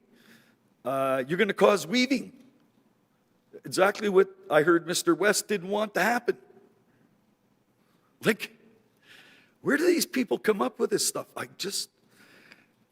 You need to respect all who use the roads. Again, if everybody followed the rules, didn't make any mistakes in terms of, even though they're following and something happened, we would probably be really close to that 0 that I know our chairperson strongly holds the view of. Thank you. Thank you. Councillor Lukes to close, or Councillor Brawadi first. Thank you very much, Madam Speaker. I'll be fairly brief. I just want to say I do support the motion from EPC. I don't support 50 kilometers an hour. Sorry, I don't support 30 kilometers an hour on Wellington Crescent. I'll be clear, I do not support driving 150 kilometers an hour on any street within the city of Winnipeg. I think penalties for that should be very severe and very harsh anywhere in the city of Winnipeg for driving 150 kilometers an hour. I generally would be a little remiss asking the public service to go off their pedestrian cycling strategy in terms of the rollout of improvements, but I do believe this is a particularly important piece of the network within the city of Winnipeg to connect to various parts of other parts of the city. The people in this room, my colleagues, you may be shocked to learn I have biked on Wellington Crescent before. And I do believe that with Councillor Allard, in fact, and I do see that, you know, the connections from Assiniboine Park through to, you know, the Stradbrook, Sherbrooke and Maryland bridges and into downtown is an important part of the AT network, and I will support these interim measures as well. So those are just my comments for the record. Again, I support photo radar. even beyond where it's currently allowed, as long as speed limits are reasonable. If you were to set 30 kilometers an hour on it tomorrow, I would say that that is a trap and an attempt to try and take money from taxpayers. Where speed limits are appropriate, I support photo radar. So I'll just leave it at that. Thank you. Thank you. Councillor Lukes, our chair, to close. Sure, thank you very much. Well, a lot has been said about this. A lot has been said about the 30-kilometer, 40-kilometer. A lot of councillors want 30 and 40 kilometers on various streets in their wards. I see that as a very positive sign. The pendulum swings here at City Hall. It's swung really far, and I think it's landed in a good spot for Wellington Crescent. In the short term, we're going to see some short-term solutions put in. I think that's a huge win. As Councillor Allard said, we're in it for the long haul. We've, some of us, you're probably tired of me saying this, but starting out at $100,000 in the budget, in the entire budget 20 years ago, and now we're at 97 million.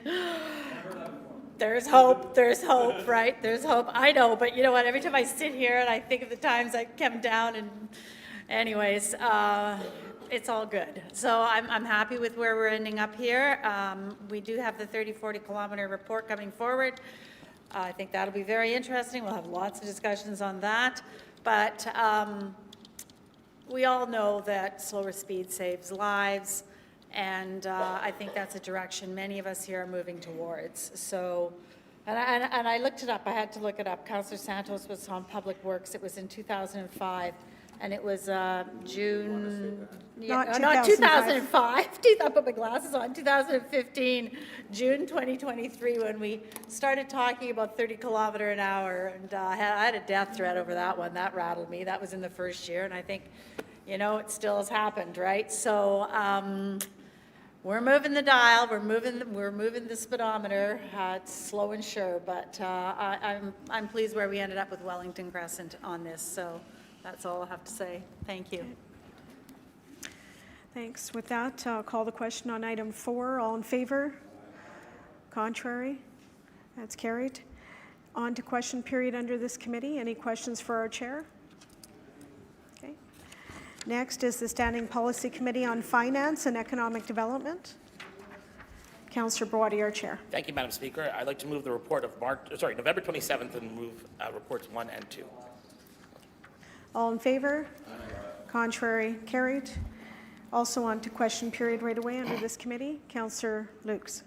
Could you, Councillor Brody, update us on the TIP program? I know I've had some calls on people questioning why their TIP rate went down, and for the last 6 months. It's related, of course, I know now what it's related to, but maybe you just give us a recap on what's happening with TIP. Thank you. Councillor Brody. Thank you very much, Madam Speaker, and thank you very much to my colleague for that question, and through you to Councillor Lukes and to all my council colleagues. As a reminder, Winnipeg property taxes are due at the end of June every year. We set our budget, we apply a mill rate, and that's how we determine what taxes are collected from Winnipeggers. The same also happens for the school divisions. They set their mill rates, and we as a council have to accept those mill rates, and we collect the funds for the school divisions as well. What's happened in 2023 was under the Progressive Conservative government, a check was sent out to every residential property owner equivalent to 50% of the education taxes paid on their property. In 2024, with the change in government, a political promise was made to not send out checks, but to apply the discount or the 50% credit of the education taxes to people's property tax bills. So effectively, the Premier, the province, sent to the City of Winnipeg 50% of your education taxes in 2024. We didn't know that when we set the property tax rates at the beginning of 2024. So if you look at your payments from January through June, it'll be one amount, and then in July, that amount went down significantly. For me, it was a couple $100 a month. That represents taking the entirety of that 50% education tax credit and applying it to over six payments for the remainder of the year. They've changed it again yet for 2025. Now, residents are, single-family home residents or residential property owners are going to get a $1,500 credit from the province of Manitoba for their education taxes. If your property, if your education taxes are only $1,400, you're getting a $1,400 credit. If your education taxes are $6,000, you're getting a $1,500 credit. So some people will get more, some people will get less. However, they will be incorporating that into all of your payments in 2025. So your payments probably in January will probably be less than they were in January of, no, it's not, yeah, probably. They probably should be less in January of 2025 than what they were in January 2024. However, they won't, and then what will change in July will only reflect what the city and your school division has done. I'm sure this is still confusing. There was a press release went out this morning. I think we need some explainer videos and some better explanations as to what it's going to mean. However, due to the mail strike, the Assessment and Taxation Department does have a website set up. If you find any of your previous property tax bills, there's login information on there. It'll even estimate what your taxes will be starting in, what your tip payments will be in January. Again, if you pay your taxes in full every year in June, this really doesn't impact you, and it didn't impact you that for this for 2024. But again, the majority of Winnipeggers are on the tip program, where effectively you're prepaying your property taxes for the first 6 months, and then you're paying the rest of it over the last 6 months of the year. If anybody needs an explanation, I can show you somebody's property tax bill. I'll show you my own property tax bill, and I can explain it to you more thoroughly. Thank you. Thank you for that. Councillor Gilroy? Thank you, Madam Speaker. Yes, I do have a question regarding the, sorry, I'm having a really hard time seeing my glass, look like that, my glasses. With the Building Canada's fund, and I found out that we don't apply for it, but we do look at capital projects that we don't need to maybe go into debt for. So my question to you is, in the budget line, I think, if you can maybe, you might not know this offhand, so maybe you can get back to me. In the budget book, I think in Councillor Duncan's ward, there is a cover for an ice rink that last year I think was land dedication dollars from his own ward allowance, and now this year it's covered under under the Buildings Canada. Yeah, I'd like information. Maybe I'm not correct on that. I just want information how we're using this fund, and if it's being used to what projects is being used on this year. Okay, thank you for the question. Councillor Brawani? Thank you. I think my colleague is referring to the Canada Community Building Fund, which in fact is what the gas tax was formerly known as. It's one of the most flexible and appreciated grant programs from any level of government in the country. It's quite flexible in that it can be used towards capital funding for a fairly large swath of different types of projects. You can use it for roads, water and sewer infrastructure, recreation infrastructure. What the City of Winnipeg does every year is, and if you look at your supplement to the budget, there's a section, well, every project shows the funding source. Sometimes it's going to be debt, sometimes it's cash to capital, sometimes it'll be frontage levy for projects that are eligible for frontage levy. But quite often you'll see that projects will be tagged as being from the Canada Community Building Fund. So those are projects where we're effectively paying cash. We like to, my understanding is corporate finance generally likes to do smaller, shorter term projects with that funding. We do use it sometimes even for payments on P3s. That's another place where we do use that Canada Community Building Fund money. But I can assure you, it is accounted for, all of it every year, and we do take advantage of all the money from the federal government. We don't apply for it separately. We do apply it through the budget process to projects across the city. Thank you. Second question? Thank you, yeah. So when you're looking back into that, because my second question related to that is, when something gets put into the budget books and it's funded through a councillor's LDR, I'm just wondering if then it becomes kind of what our finance people look at in terms of getting funding for that, right? Rather than looking at our whole list of projects that we might be having throughout the whole city. So I'm just wondering if it's, because it's in the budget books and it's a placeholder through councillor's funding, would it then be put it on a higher priority for this level of funding? Okay. Thank you. Councillor Brawani? I don't believe we typically use Canada Community Building Fund money for projects that are funded through land dedication funds, I can double and triple check that. If there's a particular project that she has that she mentioned something in Charleswood, we can investigate further for you. Thank you. Any further questions? Okay, seeing none, let's move to the next committee. It's the Standing Policy Committee on Property and Development. Councillor Rollins, Chair. Thank you, Madam Speaker. I wish to move consent agenda items 1 through, sorry, I'm missing it. 1 through 3? 1 through Yeah, 3, thank okay. you. Councillor Chambers. I'll be recusing myself on item 2 for perceived apprehension of bias. Okay, certainly we'll vote on that first. If you want to leave the chamber, Councillor Chambers. Thank you.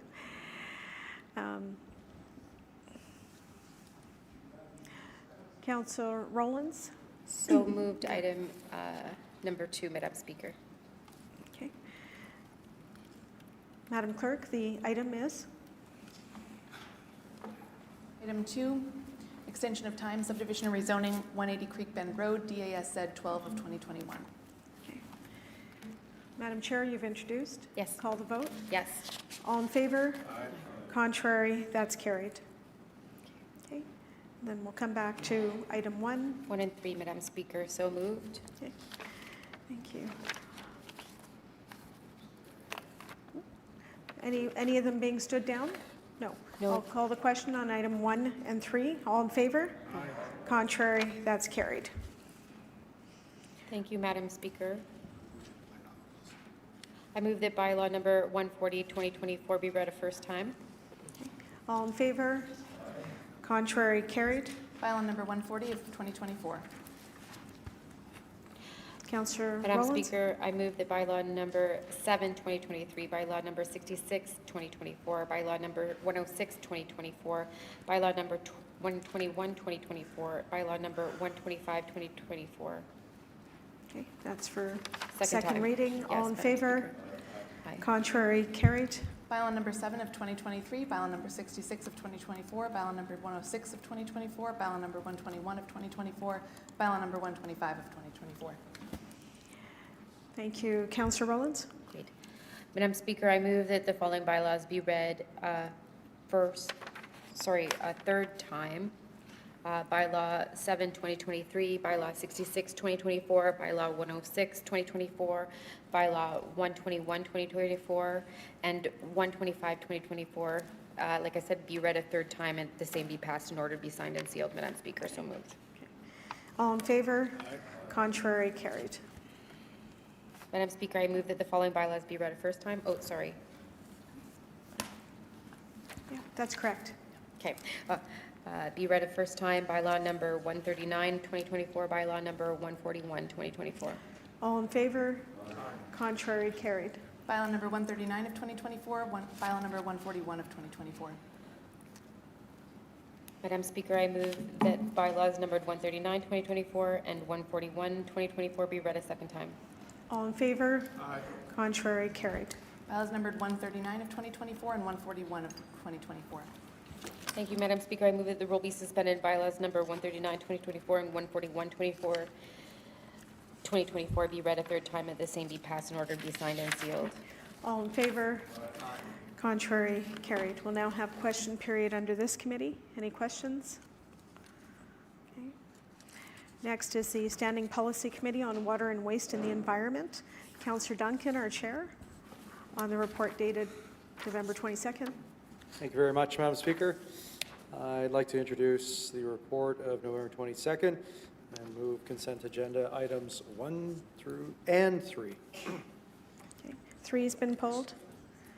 Okay. 3 is progress towards a geothermal utility. Okay. I'll call the question on 1 and 2. All in favor? Contrary? Carried. Madam Clerk? Item 3, progress towards a geothermal utility. Thank you. Councillor Duncan to introduce the report. Yeah, I'll wait to hear from my council colleague. Thank you. Councillor Mays? Thank you, Madam Speaker. I want to thank Councillors Duncan and Dobson, who voted for this somewhat impromptu motion that came up at the committee. Nothing much controversial here, I don't think. This is not to be confused, though, and perhaps conspicuous by its absence, is another motion that had come up from the Climate Action Committee that was defeated at Water and Waste, which talked about, in broad terms, doing a study of moving away from natural gas for heating of buildings. And that's fine. There was a good debate. There were a lot of delegations, good speeches by all three of us, probably. Hopefully mine would fit that bill, but all three of us spoke in some detail to it and the reasons to vote for and against that, and it was defeated. But two things. The Manitoba government issued in September an affordable energy plan that talks about moving away from non-renewable heating sources such as natural gas. So I do think we should get their position on geothermal utility. That was something in broad strokes that was discussed in the NDP election manifesto, was how to move forward on geothermal. We have talked here about moving forward, and hopefully we will in this council, about getting the renewed natural gas thing up and running at Brady. That's taken years and is, I had asked the mayor about that at the last council, and hopefully we will see progress very soon on that. But frankly, so the first point is let's pass this today. I would encourage that, see what the province is thinking of in terms of geothermal, because it's not just all electric to replace natural gas. It could be geothermal, could be renewed natural gas like what we're doing at Brady. But more than that, before the next budget, it would be useful for all of us to sit down in a room somewhere and talk about what we might want to see in the budget. The green utility that the mayor had in his platform has not progressed. The staff are not Question, Councillor interested. That's not a question, though. I can speak. Yes, we're not there yet. Go ahead.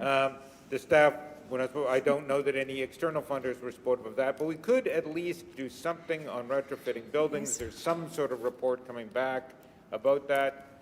The frustration and the mounting frustration is we have some grandiose climate action plans. We have a rather grandiose energy roadmap.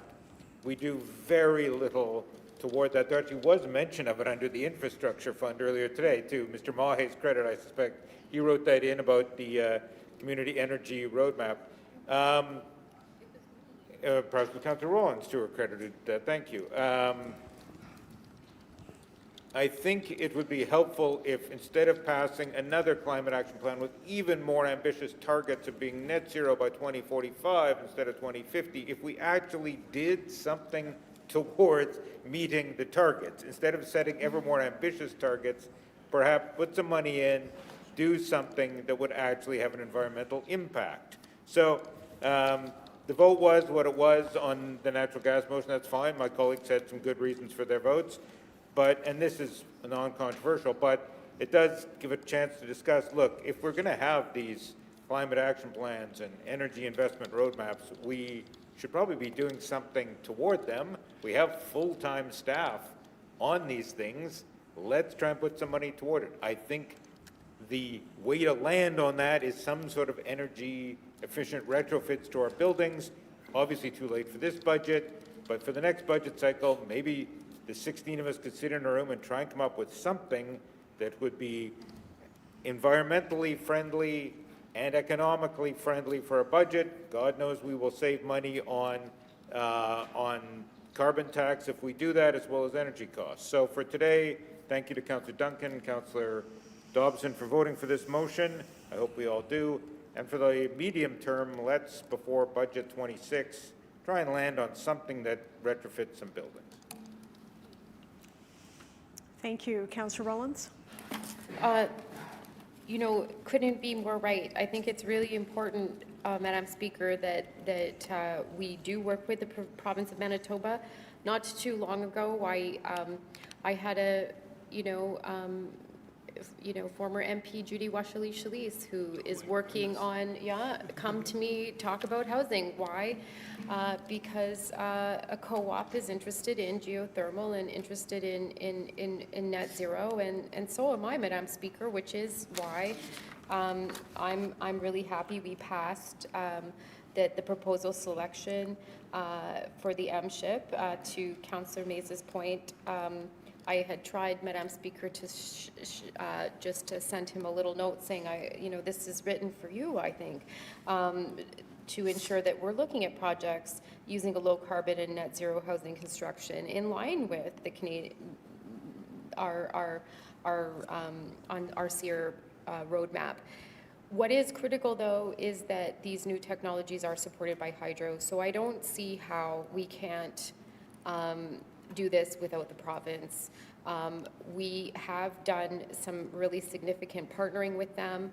I think that is great. We know that they are funding projects. That is great. But to get ground source geothermal infrastructure to provide those carbon-free year-round options on a neighborhood level, we need a bit more work. So as Chair of Housing and Chair of Property Development, it is on my list when I meet with ministers to work for change and to make sure that we have a utility that has some way of managing the requests and the demands that I think are out there. We know we have the best green building sector in Manitoba. So I think we can do this. We just, it's going to take more work, and we do have some really good routes started, thanks to Councillor Mays and others, and continuing on with Councillor Duncan to work this file in a stronger way. Thank you. Councillor Schreier? I won't say too much other than to say I'm rather pleased to see rather slow but sure evolution on geothermal. Happens to be that as the world goes, the province of Manitoba at one point was one of the leaders as some sort of semi-sovereign entity in the world.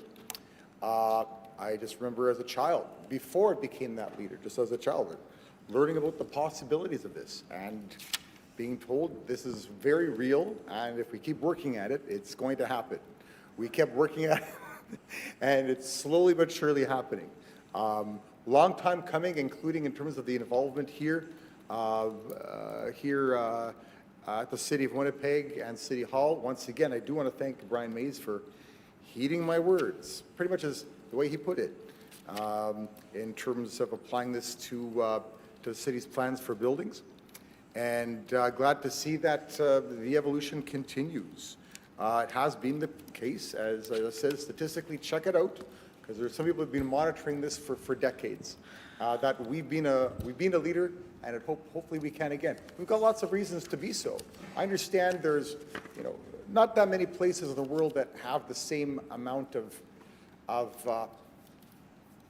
real practical energy as Canada does, with different forms of fossil fuels, which we really should cherish, because they are so valuable. They're so potent.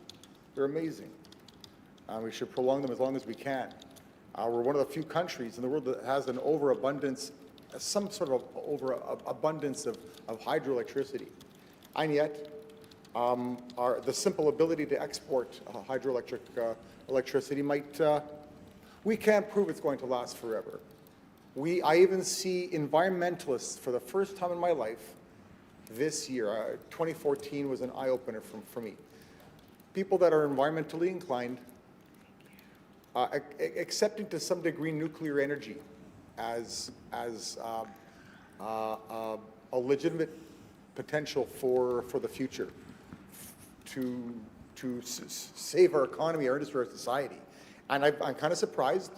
I got to say it. I mean, talking about it with people, and they're surprised too. But it's part of that reasonability that we might have to go to. Now, that sounds funny coming from it sounds unusual for a Manitoban, because we're used to the hydroelectric power. But let's face it, how many provinces in Canada do have nuclear power? Is it just Ontario? Quebec doesn't need it, that's true. I think it's just Ontario. Having said that, Ontario, 40% of Canada by population, 40%, not 30%. Live on, so a great proportion of Canadians live in a province that has nuclear power. That's the reality for Canada. But we should not We just shouldn't waste the opportunities, especially in a place like Canada.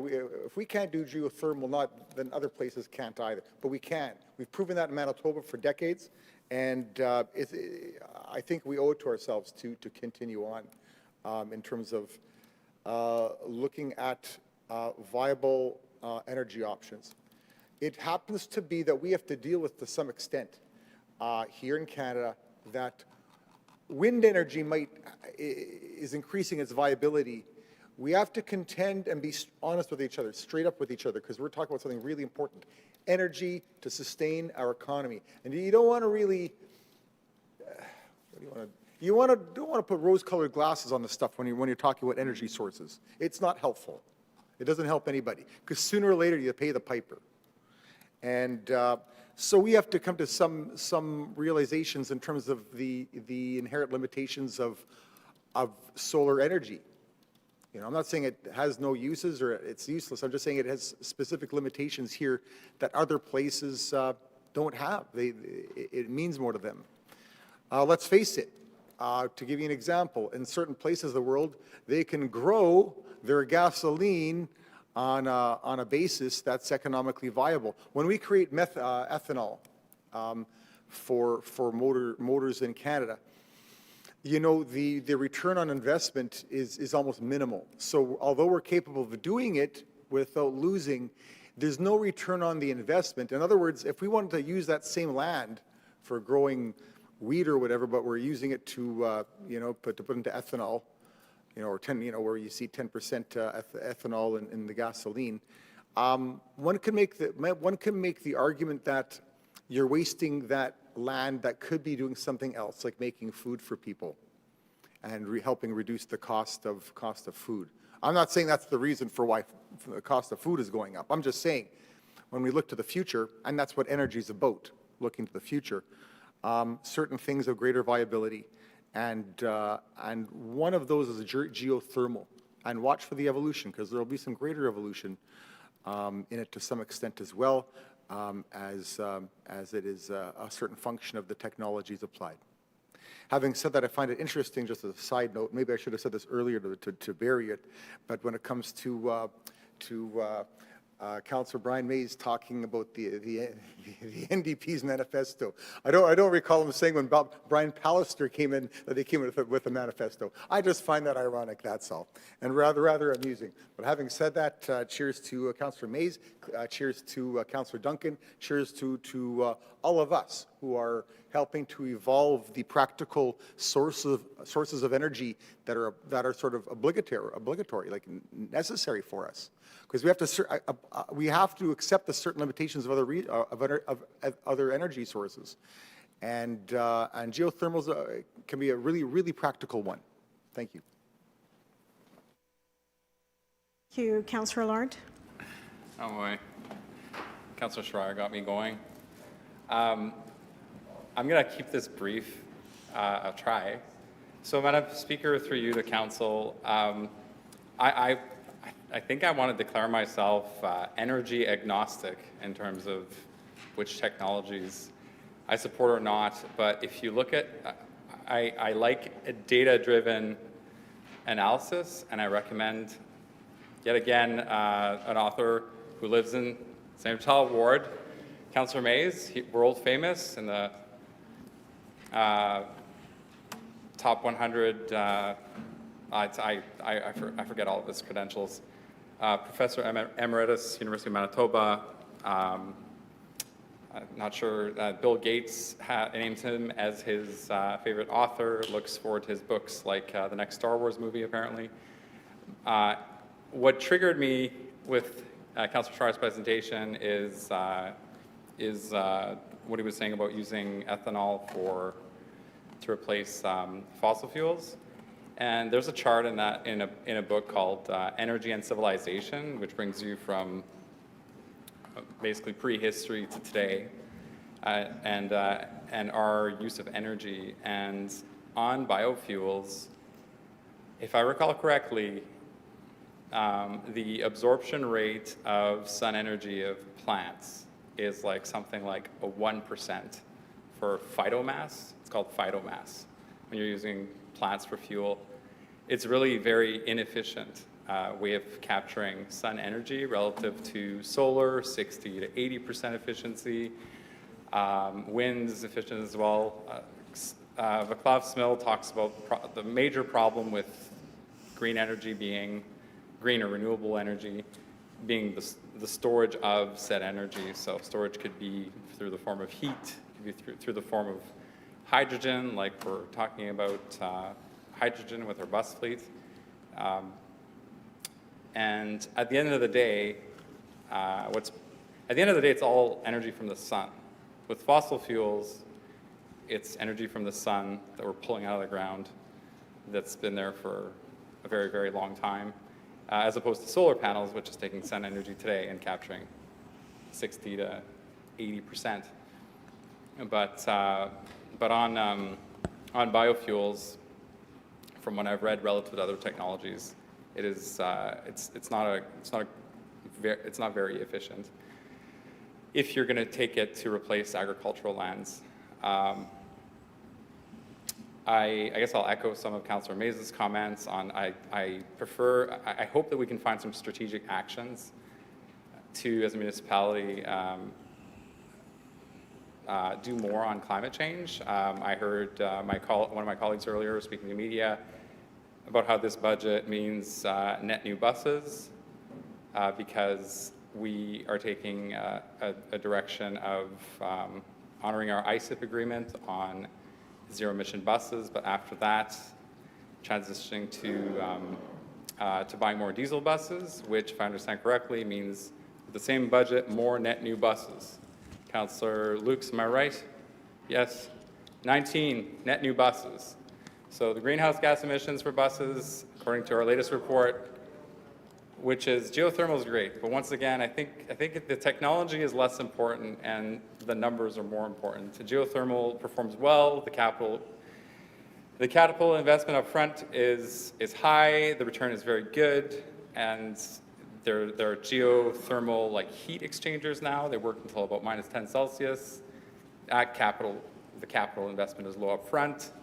It's not as good as geothermal, but it's better than using resistance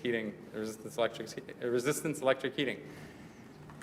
That to say that I think we have some opportunities in the city of Winnipeg, strategic opportunities like counterintuitively changing from zero-emission buses to diesel buses will mean a net reduction of greenhouse gas emissions in Winnipeg, because we know that for our entire transit fleet, less than 1% of greenhouse gas emissions is responsible. Our transit fleet is responsible for less than 1% of our greenhouse gas emissions, whereas private vehicle travel is 30% for residential, 20% for commercial. So it's an order of magnitude, 1-0 chopped off in terms of how much greenhouse gas emissions our transit system is responsible for. So 20 buses is not going to have a material impact to our greenhouse gas emissions relative to the amount of private vehicle travel we have. So to me, it's clear as day that transit is the way to achieve our greenhouse gas emission goals. More transit means less greenhouse gas emitted, as long as we offer a system that Winnipeggers are going to use and there's a reduction in private vehicle travel. And that even if we do use diesel instead of zero-emission buses. So I think we tend to get focused on the technologies. I've also done that, fixated on specific technologies. But I think you need to look at the numbers, and sometimes you have surprising counterintuitive results, like buying diesel buses for transit is better for the greenhouse gas portfolio of Winnipeg, because if you were to use the same amount of money to buy less buses that are zero emission, and those buses are on the road less time, and you need more infrastructure up front in order for those buses to run, then you're running less buses, and the transit offering is less good than it could be, all other things being equal. So thank you, Councillor Schreier, for inspiring me to speak. You sparked in me a desire to, I guess, share that I think we need to look at the numbers, and I think we do. Hidden in the policies of council, whether it's infilling houses, whether it's building new houses that have better energy efficiency, whether it's increasing our transit fleet, whether it's installing new car shares, whether it's increasing the carbon capture and all the associated benefits of having a better tree canopy. We are doing things that do benefit the environment and reduce our greenhouse gas emissions.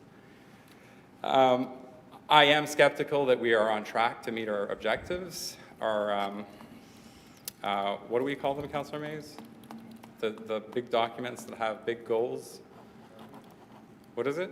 Aspirational. We have many documents that have many aspirational goals, and many of them have goals that I do not believe will be achieved in our lifetimes, if not ever. But I do know that we are doing some things at the strategic level, like buying 20 net new buses in the 6-year capital forecast because of a decision to transition to diesel. And those are good for a reduction in the environment. So I think what's missing here is probably information, because the numbers I'm using are quite old at this point, and I did use my 10 minutes. Okay. I Thank kept it you. to 10. No extension. Thank- Okay, thank you, Councillor Lard. Councillor Duncan, your opportunity to close. Yes, thank you very much. And you know, unfortunately, around this council table, it appears as though we're getting a little lost in what this is, that the province of Manitoba requested to provide a report to the City of Winnipeg on the progress towards a geothermal utility. So just so the public doesn't get confused again, Madam Speaker, because unfortunately they did come to committee and thought that we were going to be turning off the natural gas tomorrow. That's not the case, nor it is the case with this recommendation that came from Water, Waste and Environment, SPC. Grandiose is a great word that Councillor Mays used there.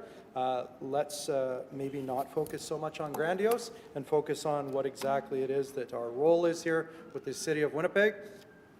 Asking for a report from the province on this work seems to be in line with that, but you know, I just want to make sure that we are, and I've used this term before, laser focused. Thank you very much. Okay. Thank you, Councillor Duncan, for refocusing us. With that, I'll call the question on item 3. All in favor? Contrary? Carried. We'll now go into question period. Any questions for our chair? Okay. Seeing none, next is the Governance Committee of Council, asking for an extension of time for up to 60 days. Councillor Eadie, will you move that on my behalf? I will move report number 1 on your behalf, Madam Speaker. Okay. We're ready to bring that forward in 60 days. All in favor? Aye. Contrary? Carried. We now have the report on a complaint by City of Winnipeg. Integrity Commissioner. Mr. Mayor? Madam Speaker, I'd like to move layover of this matter until our January meeting, please. Thank you. I agree with that. All in favor? Aye. Contrary? That's carried. Councillor Chambers moves adjournment. Please stay for roll call. Thank you. All in favor? Contrary? Carried. Madam Clerk, roll call. Madam Speaker, Councillor Sharma, His Worship Mayor Gillingham, Councillors Allard, Berwadi, Chambers, Dobson, Duncan, Eadie, Gilroy, Lukes, Mays, Orlico, Rollins, Santos, and Councillor Schreier. Thank you. Meeting adjourned.